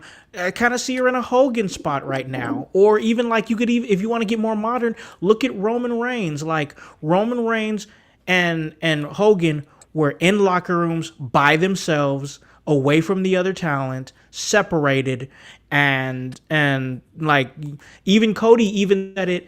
If you remember the promo that he had with Damian Priest a few weeks ago, he said it very slightly, but he said it. And if you heard it, if you pay attention, you heard it. He said, Damian said, "Oh, me and the boys have been talking, and we're tired of the same guys at the top all the time." And then if you notice what Cody said, he's like, "Oh, so you and the boys were talking, but one day you're going to learn that the boys and their opinions aren't going to matter." And I was like, oh, Cody's getting to that point where he's staying on the bus. You know what I'm saying? Like, you get to such a point where you alienate, you're not even trying to really alienate yourself, but like, you have to keep your best interest in mind. And sometimes that means not fraternizing. Yeah. And I think that's where Rhea's at, is that she's not fraternizing. Yeah, and like I think like the only reason I guess asked that question is I start likening things obviously to other, like, you know, sports, basketball, like for like a lot of teams, like I guess like one of the best examples, I think like the Warriors back when they were the dynasty and things going on, like Steph Curry, he's always been, you know, he's the QB1 we're describing. He's the guy who's, you know, he's carrying the locker room and things like that. And then when they got Kevin Durant, like that's a guy who's, although he's the all-time great talent he is, like he's never been described as that leader. Yeah, that guy that's really pulling everyone together. Like, yeah, he's showing up maybe first in the gym, last out, doing all his work, doing everything. You know, he might give you the example, but he's never going to pull you to the side and telling you, yes, hey, this is what you need to be doing. Hey, you need to do it like this. Like he might look at you and scoff when you do it wrong, type of thing. Like that's how I feel like. Yeah, like I feel like Rhea Ripley, she kind of gives me that. Like, she knows she's great. If you want to be great, just be great. Like that's how I feel like she's like looking at it. Like it's not my responsibility to carry these other, you know, and you can see they're not as great as me, so that's why I shouldn't have to drop the title or whatever. And no, it's a good point. Make your money, get it. But at the end of the day, when those boots are coming off and those wristbands are coming off in the middle of the ring and you haven't given back, people are going to remember that. Mm-hmm. And I'm not just talking fans. I'm talking people in that locker room. They're going to remember that she didn't give back. OG, is there anything that you want to add to that as far as the Rhea discussion? Because I think it's turned into something a little bigger than what we thought. But there's a discussion to be had. Yeah, just real quick. I think that, and of course, I don't know her, but from the outside looking in a little bit, I think that she's a lot of injuries, been a lot of injuries, and I think it's tucking its toe. I think this is the best thing. Some time off will be good for her, but I do agree with Josh. I think as soon as she's up and around, her ass needs to be in NXT Yep. working with NXT people until she's ready to come back or come back on there and do something. But I think maybe she needs to when she comes back needs to turn heel. Yes. Yes, I think that could. I think that could help. I know my only fear with that OG is they fucking love that pop she gets every time. This is my brutality. That You got to huge change her pop. whole song. She Yep. has to get a whole different song. Like it's it's so tough. And then yeah, like you said, it's just she's a pop. Like you try to tell me Randy Orton's the bad guy right now, but like you You hear voices and you go back. So like, and look at, you know what? That's a really great point, Bryce, because look, All Ego Ethan Page, he took out the ego out of his theme because he didn't want people singing along with his shit. A true heel, a Yeah. true heel. He's like, I don't want people singing my stuff. I don't want to be sing-songy, anything like that. There's not a lot of guys like that left. Everybody's taking everything they can to be memorable, even if it's just a song. Plus, True. they have somebody that could take her place right now, possibly with Chelsea. Yes, Chelsea's very over. Chelsea is very, very over for sure. And you know, we talk about Chelsea. Let's stay there real quick because like you said, OG, earlier in the show, Chelsea was the center of a lot of this episode of SmackDown, including the title changing hands going to Jacy Jayne off of Tiffany Stratton. And as soon as I saw that and the way that Tiffany tried to help Chelsea earlier to try to, you know, neutralize Nia Jax and Lash Legend, and she ended up getting her ass beat because Chelsea couldn't do anything because he's not cleared. And now it's like, oh, I'm getting my ass beat for you. Oh, now you're costing me the title. OG, what do you think? You think we're seeing a Tiffany Stratton heel turn coming pretty soon? I think it's going to happen. How soon, I don't know, but I think because they like to drag things out sometimes a little too long. But I think it's going to happen, and I think it needs to happen because I watched Tiffany when she first came on the scene in NXT. She is a natural heel, and she will thrive in that position. I agree with that. I agree with that. Voice, any thoughts on that? Yeah, I agree with Tony on this one. I mean, why not? And I think it should happen sooner rather than later, because right now you got fans questioning it. You got people like being very curious on it if she's going to do it. So this would be the perfect time within, I would say, the next month, Yeah. have her just go full heel. Let's see, Goth Barbie, I guess. Hey, I'm down for it. Well, I'm down for it. Bryce, can you see a Tiffany Hill turn coming through the woodworks here? Because I could see it a mile away, bro. I mean, like she's a person I feel like probably needs to be a heel, but I'm trying to think, is there enough faces for her to be a heel to some extent? And with whatever story like going like away from the US title, but like if she's going to I guess have beef um about the women's title now with Chelsea Green, like she doesn't necessarily have to turn just because there's other people that are going to be gunning for Chelsea, knowing she's kind of like this injured champion. Yeah. So you can almost put Chelsea in another multi-woman match where she does it again in this like fluke win scenario almost like. And it's like I kind of almost like this idea that like maybe that she's not always in these multi-woman matches, but like okay, if she gets put in another one where it's all these giants, she's got Tiffany, she's got Nia, she's got everybody trying to beat her down, but they obviously get distracted in the chaos of the match where she just kind of stumbles into another win, but like she can give a good showing. Like I think I don't know. I think Tiffany can go either way. I think it would be better if she was a heel, but I just think I don't know if there's enough faces on SmackDown right now.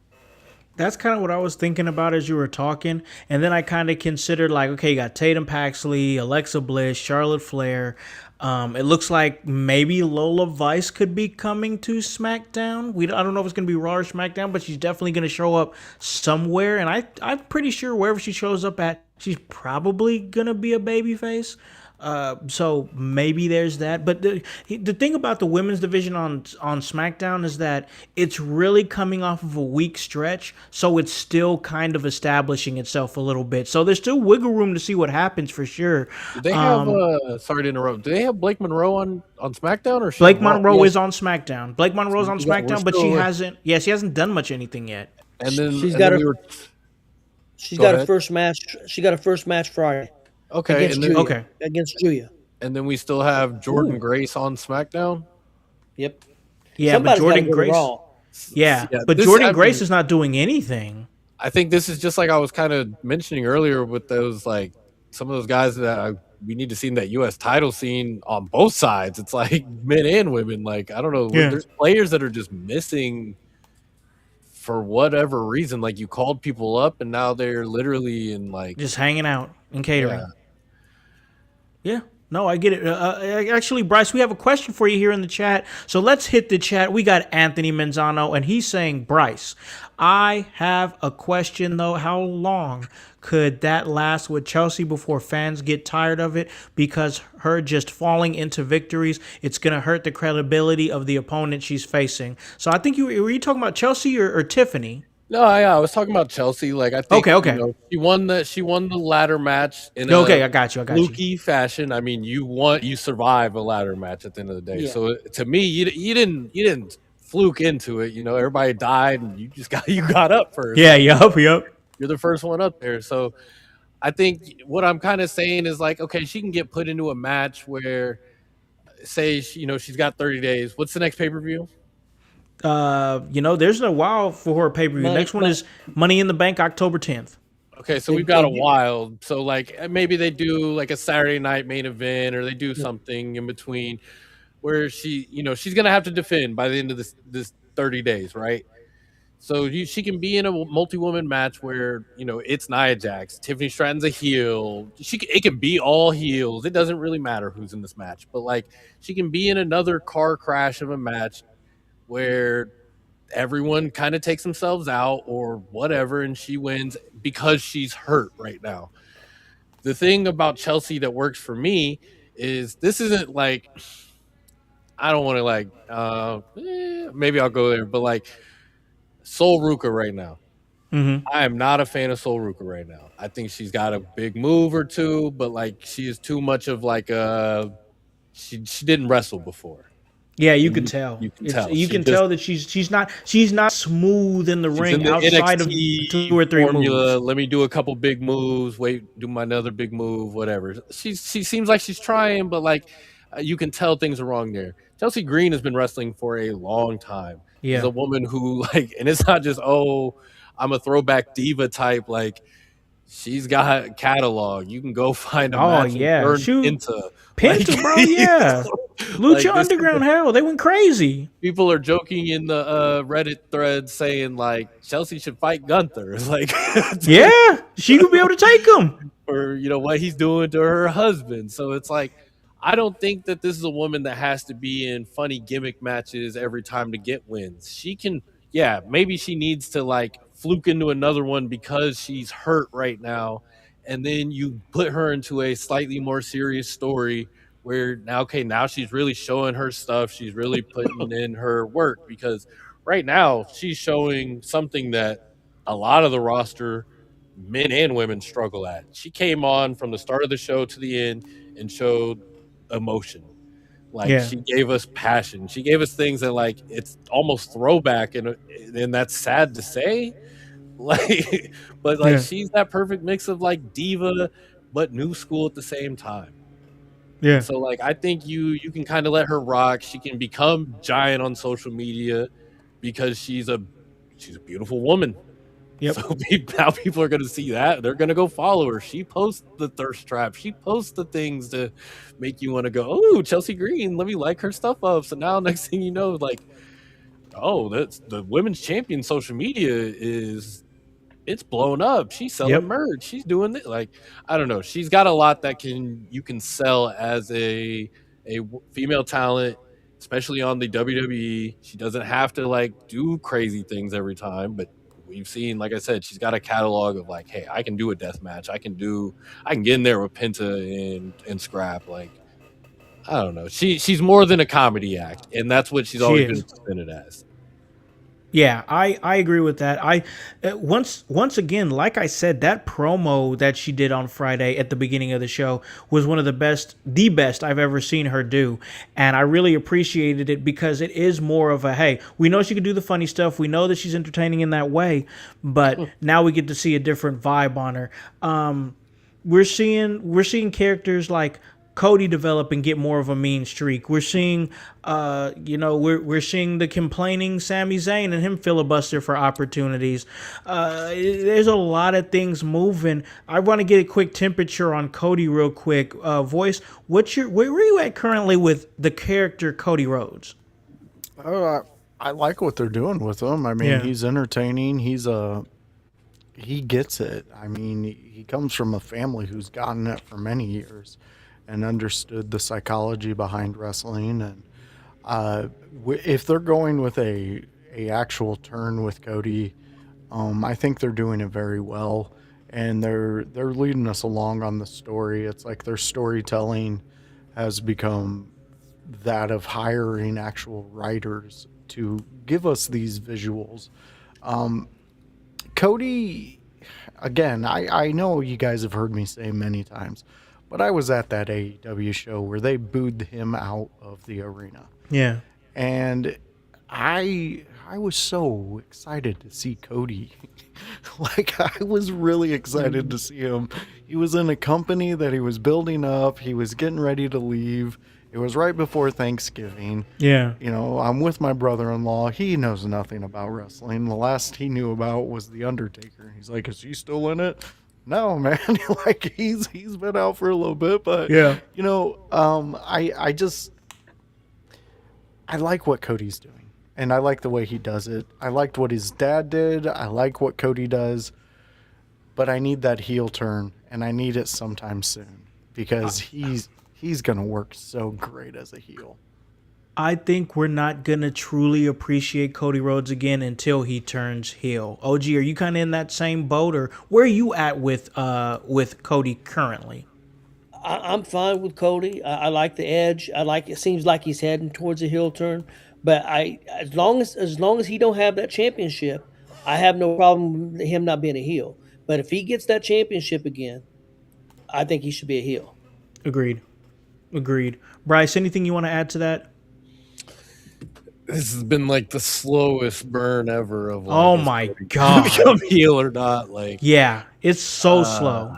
I mean, I don't know. Like, what are they gonna do it? Or are they not? Like, is it obviously? Yeah, I think if he's gonna get the belt again, like, I think he needs to be a heel. Like, I think it's too much of this like internal struggle that we've been dealing with for way too long, and then everyone else just does it to you.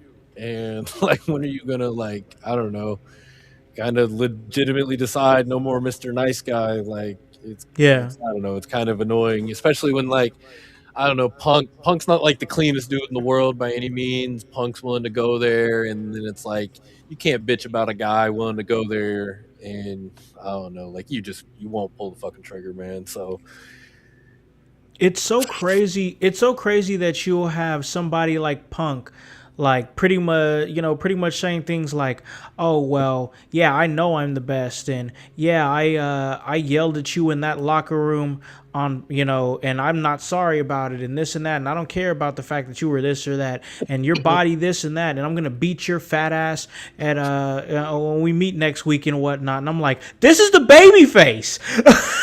This is the baby face. What are we doing? But that's Punk though. That's Punk. So like it's a crazy thought. But listen, we've ran this segment kind of long. We got to get to the second half of the show because we got to talk about a little AEW. We're gonna keep that a little bit tight, but we got to talk about that. But also on the second half of this episode, the state of the household address that I'm gonna be making. Like I said, we're going to be talking about the AEW Continental Challenge Cup and keep that tight as we're doing more coverage for that tournament. But most of the second half is going to be the state of the household address, where we're going to be telling you guys what is next and what's coming around the corner for IYH. And we're going to talk about that on the other side of this break. Welcome to the Brainbuster T-shirt website, where your favorite podcast team in your house lives. Look at all these fantastic options you have. If you want that sweet hype, we got it. You want to be divinely designed at yours. Have you lost your voice? We have all that voice merch for you. Are you just a part of the household? We got that too. Brainbuster Tees is where IYH live.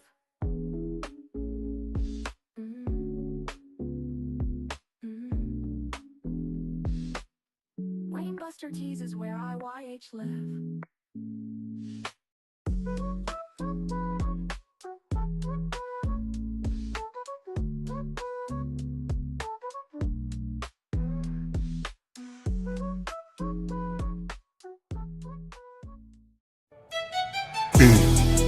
Hey guys, it's the executive producer of the In Your House podcast, Alakan the Con Man House, here to tell you on this commercial break to like and subscribe to In Your House on YouTube.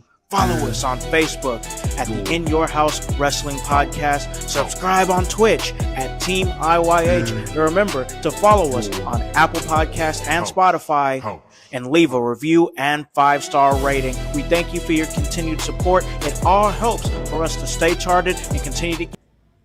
Hey guys, welcome back to In Your House, and I'm hanging out with the squad here. Of course, I got the voice, Josh, Joseph, OG, Tony, and man, we had Bryce York in the building as well. But listen, we got to get back to the show because we got to talk a little bit of the AEW Continental Challenge Cup and everything going down with that.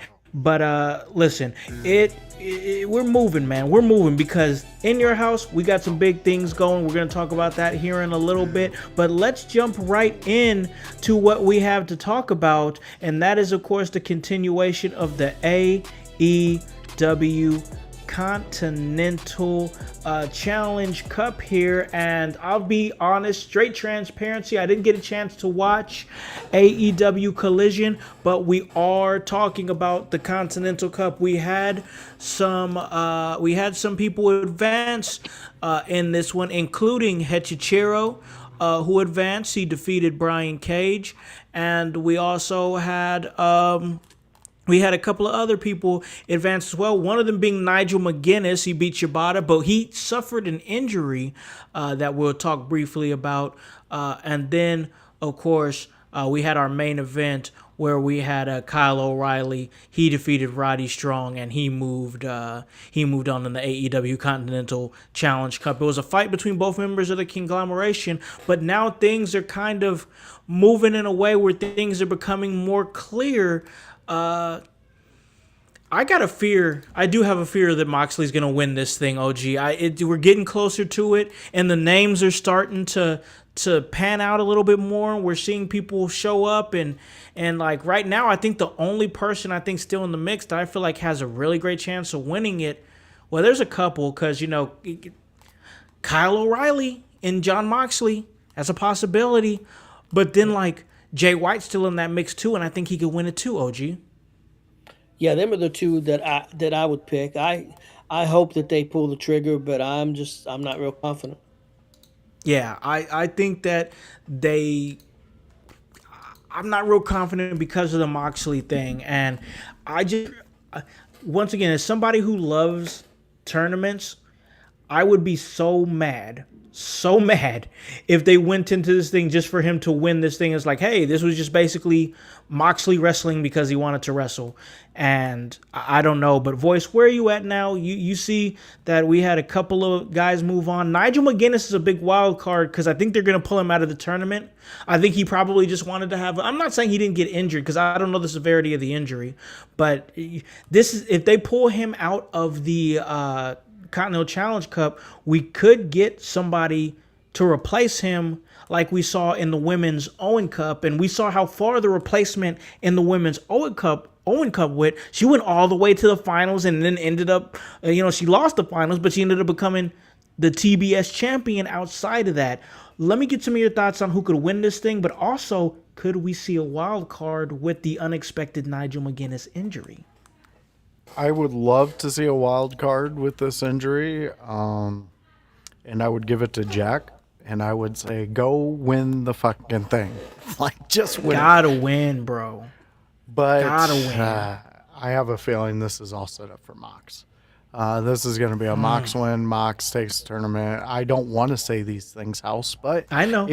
If they keep showing me what they've been showing me with how they love Mox, that's what I'm going with, because honestly, this would have been the perfect year to take him out round one and then have this sole focus on the main event like he seems to want to keep interjecting with. Like, at some point, you have to understand that, or we have to understand that this is what they seem to be doing with Mox, and this is what we're going to get. So if he's in the match, you might as well strap in and get ready to cheer for him. Yeah, that's what it's looking like. But listen, man, this is a thing where it's like, where can we go with this? Where can we go with this if we're not doing anything with Moxley? So we now know that the quarterfinals are going to be Claudio, Orange Cassidy, Eddie Kingston, Jay White, Jon Moxley, Hechicero, Kyle O'Reilly, and possibly Nigel McGuinness and somebody else. Now, here's the thing. We can't thoroughly and effectively give you guys out there in the household good previews on this second round. And here's why. You guys know why, but just a reminder for you guys out there in the household, and it actually is something that I do like about the C3, I'm not going to lie. The second round, just like the first round, is a blind draw. So we can't preview any of these matches, but I got to tell you, there are some possibilities out there in the mix that I would definitely want to see, for sure. I wouldn't mind seeing Claudio Castagnoli going up against Jay White. I think that match could be fun. I think that match could be good. And it would be something for us out there in the household to see. I don't want to see Kyle O'Reilly versus Jon Moxley yet. It's a possibility. It's something that we could see, but I don't want to see it yet. And rib shot. Hold on now.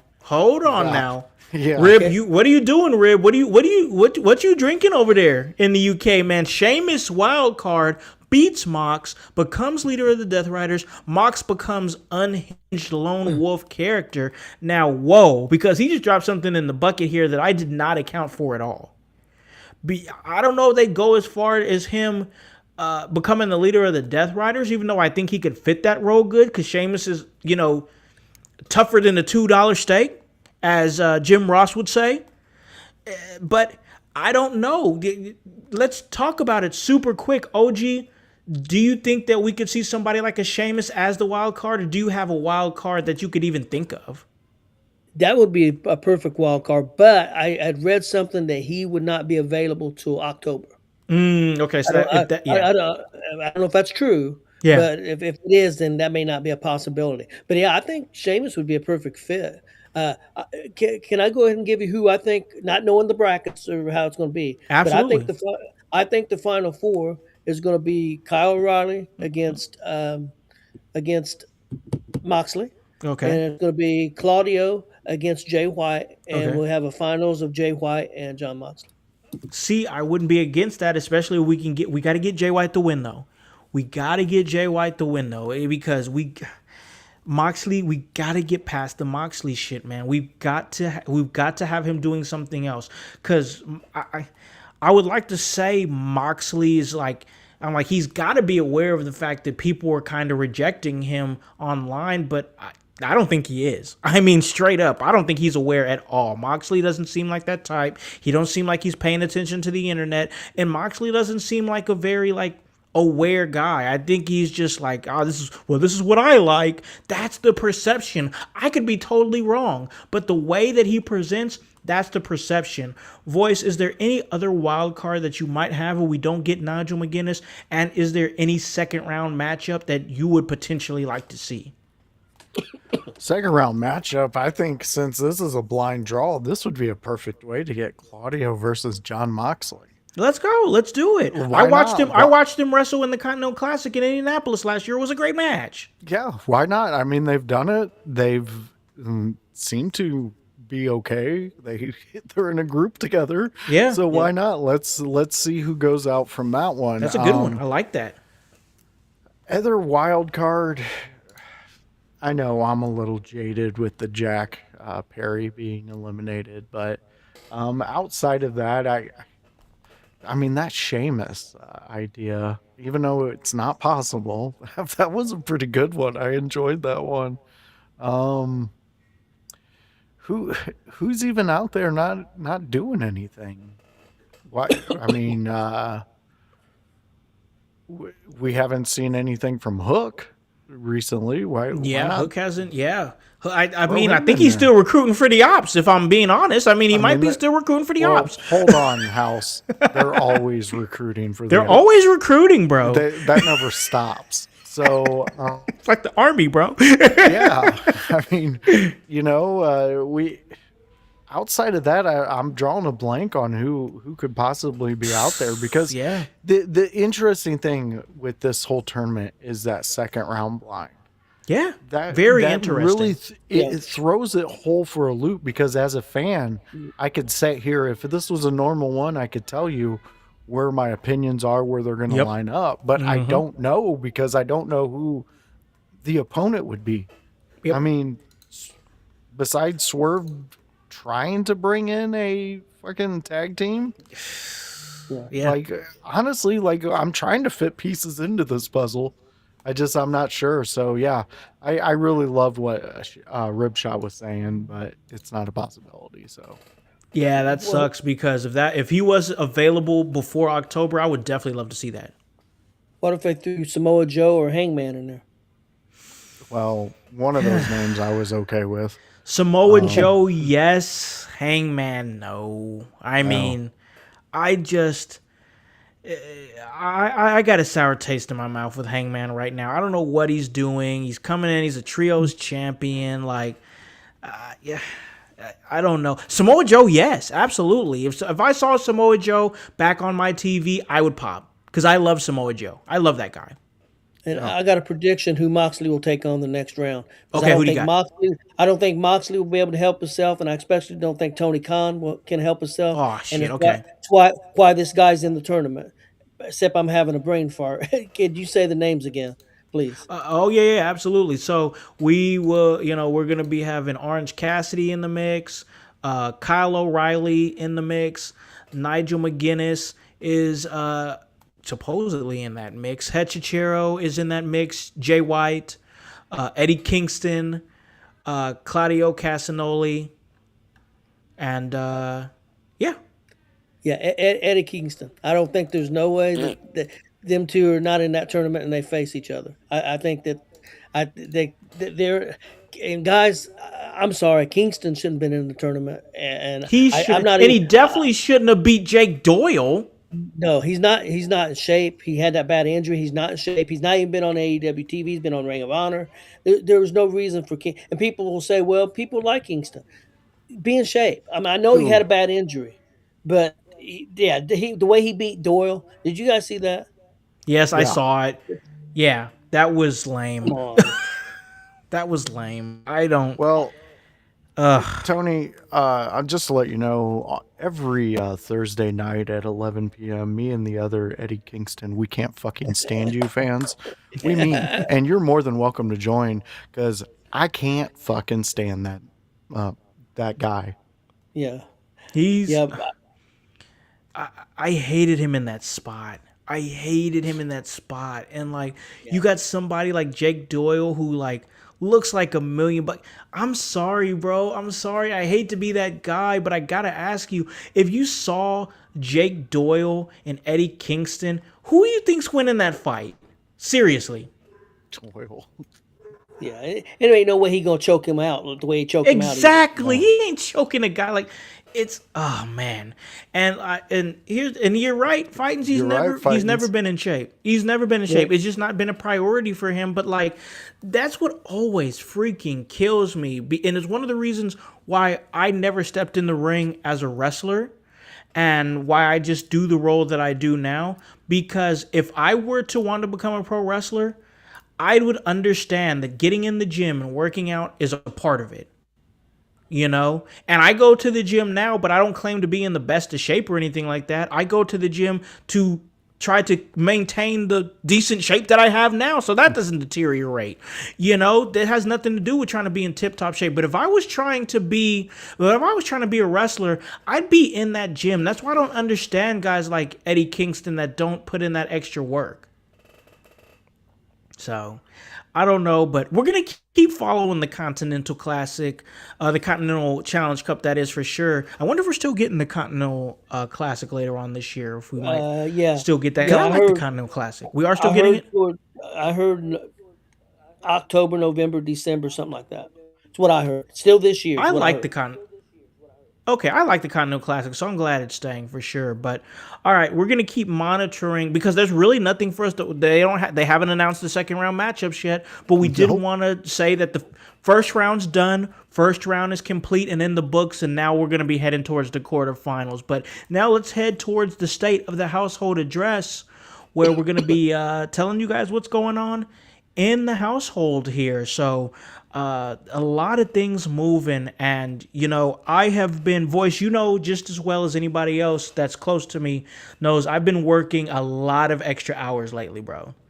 Yeah, a lot of extra hours. And you know, it's one of the reasons is for one of the very reasons that happened earlier on this very show. And the whole point of me giving this state of the household address is to be transparent. So earlier, voice, you know, and you know, we don't really talk about it when it happens on the show, but earlier my computer crashed, you know, so I had to come back onto the show and everything, restart everything and get it all going again. I'm working all these extra hours because I am looking to upgrade my studio set here. So that's going to be something. And, you know, anything that you guys do, download, subscriptions, if you want to donate money to my, you know, fund, or what, I'm not really, that's why I'm working extra hours. I'm not really asking you guys for anything, but if you guys want to put towards my, you know, new computer, that's fine too. I don't care. It's all good. But, you know, here in the next few weeks, I will have a new rig here that's going to be the center point of the In Your House station. And this computer right here that I'm working off of right now has done me well for the last couple of years and has helped catapult In Your House to where it's at now.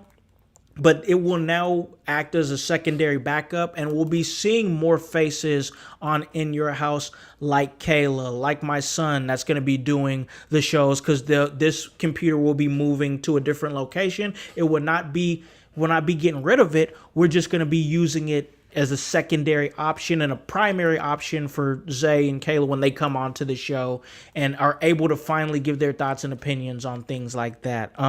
We are awaiting hearing back credentials for TNA Lockdown next week in Chicago. If we can get approved for these credentials, it looks like it could be myself, Zay, and the Voice venturing to Chicago on a Sunday trip to cover TNA Lockdown, every match in a steel cage, and a lethal lockdown match, which is basically their answer to War Games or Blood and Guts over there if you're an AEW fan. And it would be very cool to cover that event and cover those cage matches. There's a lot of guys over there that I know and have interviewed in the past, and I would love to have those opportunities again. So we're going to, hopefully that happens. And yeah, we're going to keep it tight on that. So looking for a new computer here to centralize and do a lot more things. And one of those things is myself Bryce when he's on. Kevin is going to be really, spearheading this thing, and Zay too as well, as an associate on this. In Your House Gaming is going to be pushed really strong. Once I get this new computer, we're going to be pushing In Your House Gaming really strong. You're going to be seeing us doing a lot more streams, playing a lot more video games, and I personally am going to try to bi-weekly do a video game stream where I'm just sitting there playing video games, and you guys can come on and talk wrestling with me while I'm playing games. So that's something I've had in my mind for a while. Once we get this new rig going, up and running, and everything's great, IYH Gaming, it's going to be myself playing a small role. But really, IYH Gaming is going to be Kevin, Bryce, and Zay. They're going to be the main ones, and I'm just going to be coming and helping out whenever I'm needed. And that's going to be that. So IYH Gaming. Another thing that is coming to In Your House, lockdown possibility media credentials could be coming to In Your House. As you can see, I'm already doing some changes to the studio here. You guys can see right back here. I pulled my titles out and got a little... if you guys are on the video version, you guys in the podcast version can't see it, but I got some of the things here, to get my studio situated here. I got my Kurt Angle action figure that my daughter gave me for my birthday. It's Kurt Angle there. This was back in February. I just haven't had a chance to put it out there yet, but he's got Kurt Angle there. He's got the Olympic gold medals. He's got the European and Intercontinental Championship. I got my Rey Mysterio mask that I got from a friend. I'm about to tell you who that friend is here in about a minute for sure. But my Rey Mysterio mask is up there that I got from a friend. And then I have my WWE World Heavyweight Championship right there. It belongs to me and Zay. We both put in for it right there.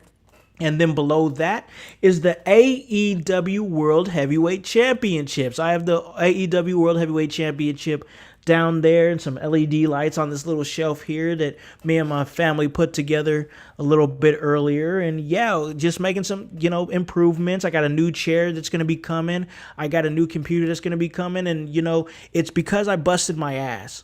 That's why I'm able to make improvements to the studio, because I worked hard and I'm working these extra hours and my family supports me in everything that I do. That's why I'm able to even have an opportunity to take my son and one of my best friends, my producer, the voice, Josh Joseph, to go to TNA next week. That's why it's even a possibility, because of the support from my family, the support from the household is why these things are even possible. And with that being said, the final thing here for this state of the household address is there will be a new monthly, we're saying monthly right now, a new monthly show coming to the In Your House network.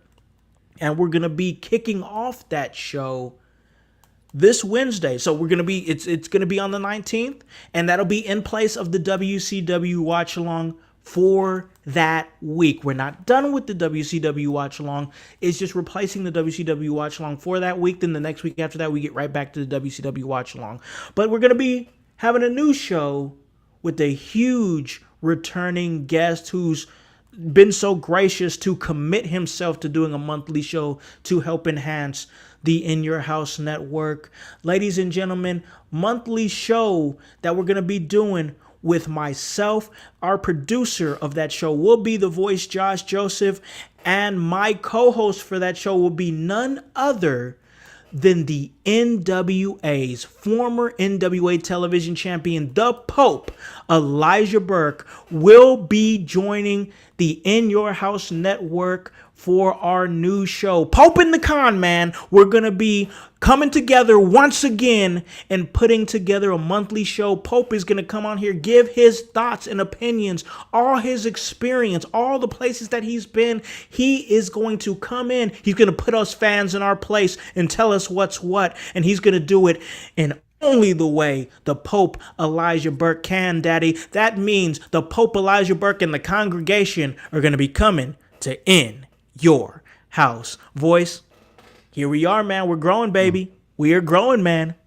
We are. It's an exciting time to be somebody who came in a few years ago, seen the potential, said a lot of wild shit, a lot of wild ideas, And now we are that network. We are building that, and stuff like this for Pope to really honestly take a chance with us. Yeah. I mean, he's seen our progression. He's seen all that. He knows the risk reward value.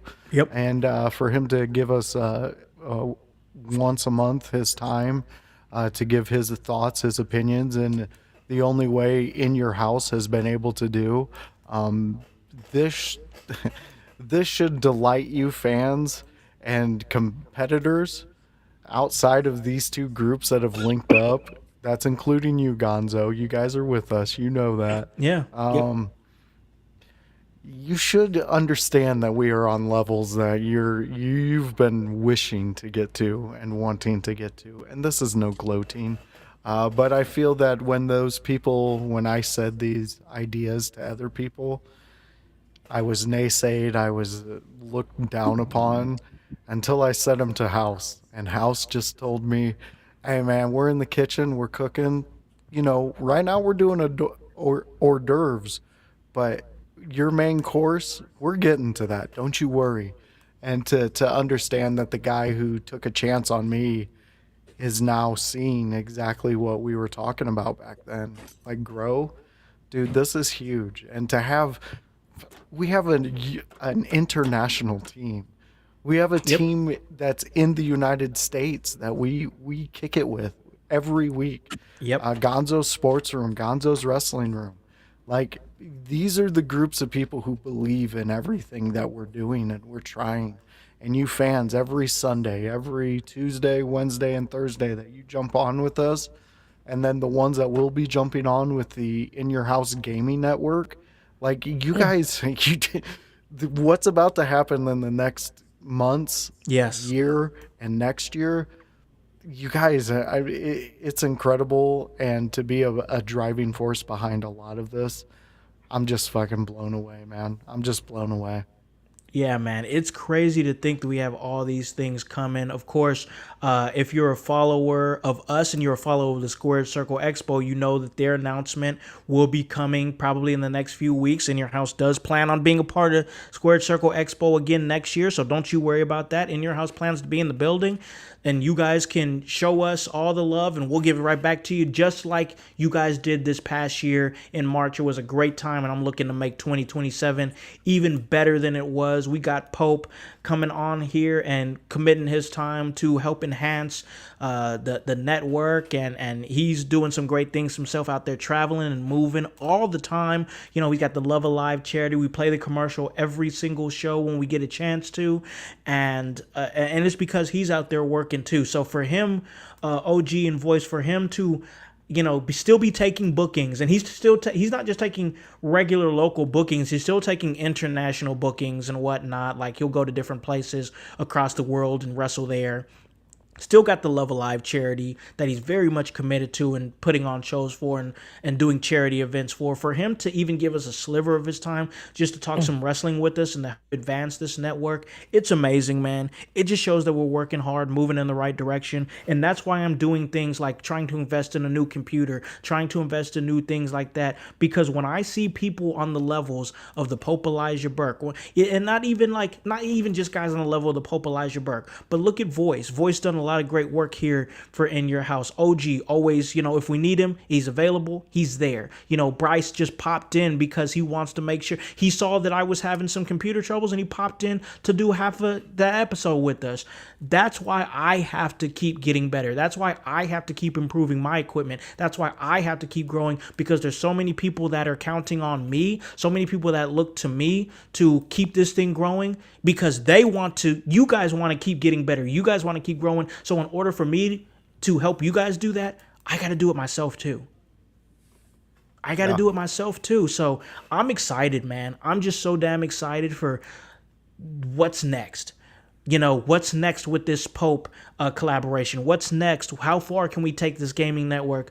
And how much can I contribute to that?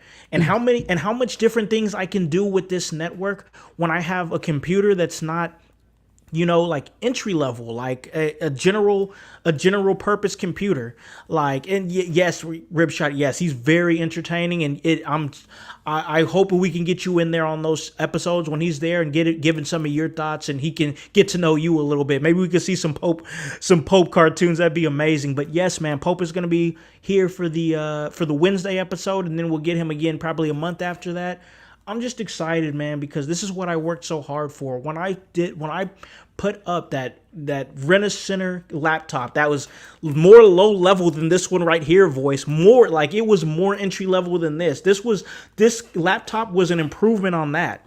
This mic was an improvement of very small white Logitech microphone, entry level laptop mic, nothing special about it. That's how this all started, man. And now here we are. It is 2026. We are almost 8 years in the game here in February for In Your House, and now we are a legitimate network that does great work and collaborates with another great network like Gonzo Sports Room and Gonzo Wrestling Room.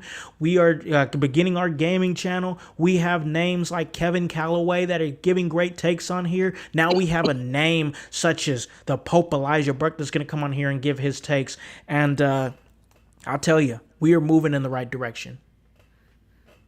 We are moving in the right direction. Anthony, we went over Carmelo's whole thing earlier. I see that you're very interested in that. I'm telling you, we had a pretty big discussion on. Yes, we did. Melo and his balance. Yeah, we got and deep all that. about him. Yeah, we got real deep. We actually went him. a little further than what we normally do with that whole United States picture. So we're not trying to ignore your question, but no. We just already, it's just that we already covered it. That's why. Yeah, we covered it. That's why. But OG, we're about to call this a great episode and slide out of here. But I want to get some of your thoughts, man. You see what we're doing over here. You're a part of it, man. You're a part of this here and what we're doing. You made yourself available today after we just had you on Thursday, man. But you see the movement. Like, did you want to give any thoughts on that? Oh, you guys are killing it, man, and I'm happy to be along for the ride. And I think GWR is planning on trying to do that convention that you guys are going to do, and please do. I hope so. That's our plan. So we're definitely looking towards that. And then I wasn't going to announce it, but I'll go ahead. And if you guys want to do a run in real quick, I believe, which I shouldn't say this because I haven't double checked with my wife. Sunday's my birthday, the 23rd.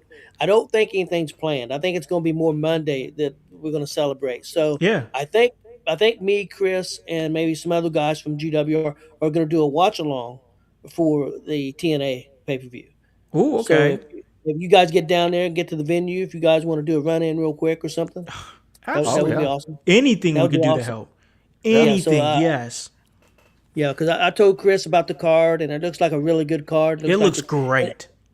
Plus, he don't watch the product. He don't watch TNA. I do, but I think he would enjoy the cage atmosphere type thing. So I think it'd be cool. So and probably Big Glenn would be probably come on with us on that because I know he's got the app where he can see it too. So I do believe you can check on our network and everything. And I'll be back on with you guys Thursday, and and let everybody know for sure if we're going to do it. But I'm about 80-90% sure that we are going to do a watch along on that Sunday. Oh, that's awesome. Man.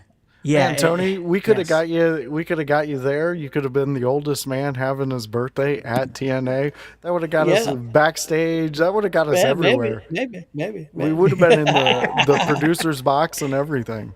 Hell yeah, man! I love it, man. This is what I love, man. It's wrestling. Bringing all this together, man. So that's going to be great. And if everything, I suspect in the next couple of days that we should hear back about these credentials and see what happens. But like, if this all goes down, yes, most definitely it will. I will definitely make sure to make a couple of minutes to drop in and just give some thoughts or whatever. But yeah, this was a great episode. I've already kept you guys on long enough, and we've been dealing with all kinds of issues today, but you know what? It's okay because we got through it and we kept it. We still put out some great content for you guys out there in the household, and you guys still interacted, and we appreciate you. Nothing but love for all you guys, including you, Anthony. I know you wanted your question answered, but you got go to the podcast version, bro. We had a great discussion about Carmelo, but we're gonna wrap this up. OG, I'm gonna give it to you, man. I know you just talked about the possible watch along that you guys are going to be doing, but you do so much more episodes than that. Where can they catch you and everything you're doing? Well, I'm doing about 9 or 10 shows a week, so just check Yeah. out Gonzo's Wrestling Room or In Your House, and you can catch me. But the big show we got Monday at 6:30. He's actually going to be on for 2 episodes in a row. A gentleman by the name of Scott Romer. I think Yes, you probably know yes. Scott on. He was involved with Dick the Bruiser's Federation for a long time. He was a manager. Uh, Sal Creechman. He's also been all over the world doing photography. He's wrote many Yep. books. He was in Puerto Rico in the heyday, 1987, 88, taking pictures of Puerto Rico, Bruiser Brodies and Carlos Colons and all that kind of stuff. So he's going to be on a 2-part episode starting this Monday. So definitely check that out. I think it's going to be really good. That's gonna be great. Hell yeah, Scott Romo. I know of his work, and that dude has been everywhere. So that's gonna be a great episode for you guys. But voice, as somebody who knows what it's like to put out great episodes, I'm gonna give it to you, man. Where can they catch you and everything you're doing?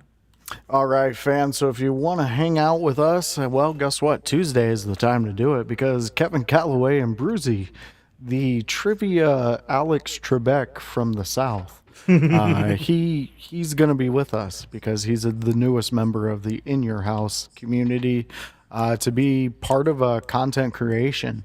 So come hang out with us. We're having a real fun time. Each one of us bring a topic from Monday Night Raw that you just watched on Monday night. And we bring it to you Tuesday night at 6:15 when we go live, and we bring that to you guys. You guys shoot what you want to talk about in the chat, and we usually collab and have a great episode. So come hang out at 6:15 on a Tuesday. If you like WCW, well, there's a Wednesday show for you. As you heard, we have a little transition happening Just a on little this adjustment. Wednesday. But when we get back into the groove of things, you can hang out with me and Howse and WCW. Yes, that's right. Not the new, because, well, it's not existent. Gotcha. You were checking it up. I already seen you Googling. It's worth a Google.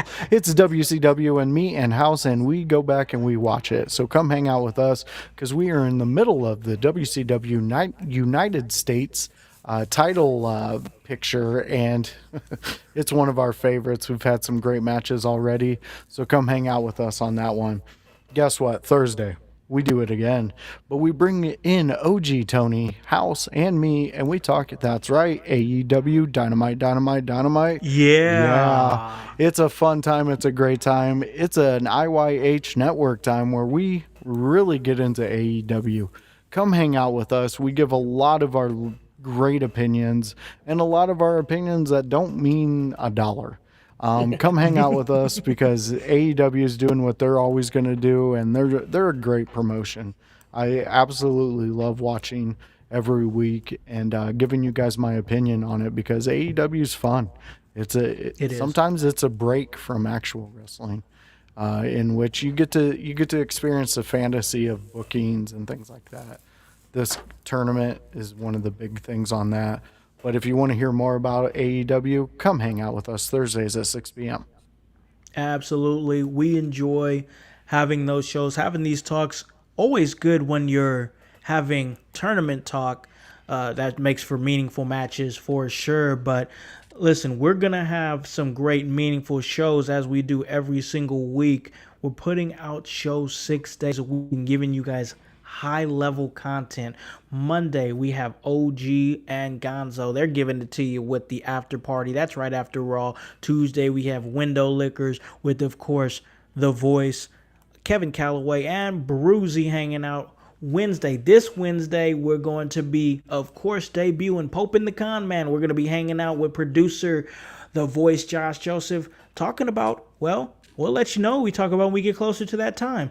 Then Thursday, AEW. You guys know the vibes. We love that show. That's one of our best shows of the week. Then Friday, after party time with OG and Chris. They're talking SmackDown. So a lot of great work here. IYH Gaming coming. Pope and the Con Man coming. And, you know, it's right around the corner, almost football season. It's going to be fantasy football time. So, you know, the annual In Your House Fantasy Football League that's going to be coming back. We're going to be running that. And just whatever we can do to make it fun for you guys out there in the household, our community, our people who come back every single episode, every single week to hang out with us and vibe with us. It's all part of the work, and that's HOWSC, and the W does stand for work. So for OG Tony Gonzalez from Gonzo Sports Room, Gonzo Wrestling Room, for the voice, Josh Joseph, and the whole team here at In Your House, I'm Malakanda Khan Man House, here to remind you to tell a friend, to tell a friend, to tell a friend, to hop on this bandwagon, get on or get gone, because the household is still going mighty strong. www.inyourhouse.com, www.inyourhouse.com, www.inyourhouse.com. We'll catch you tomorrow when OG and Gonzo talk to you about Raw. Peace.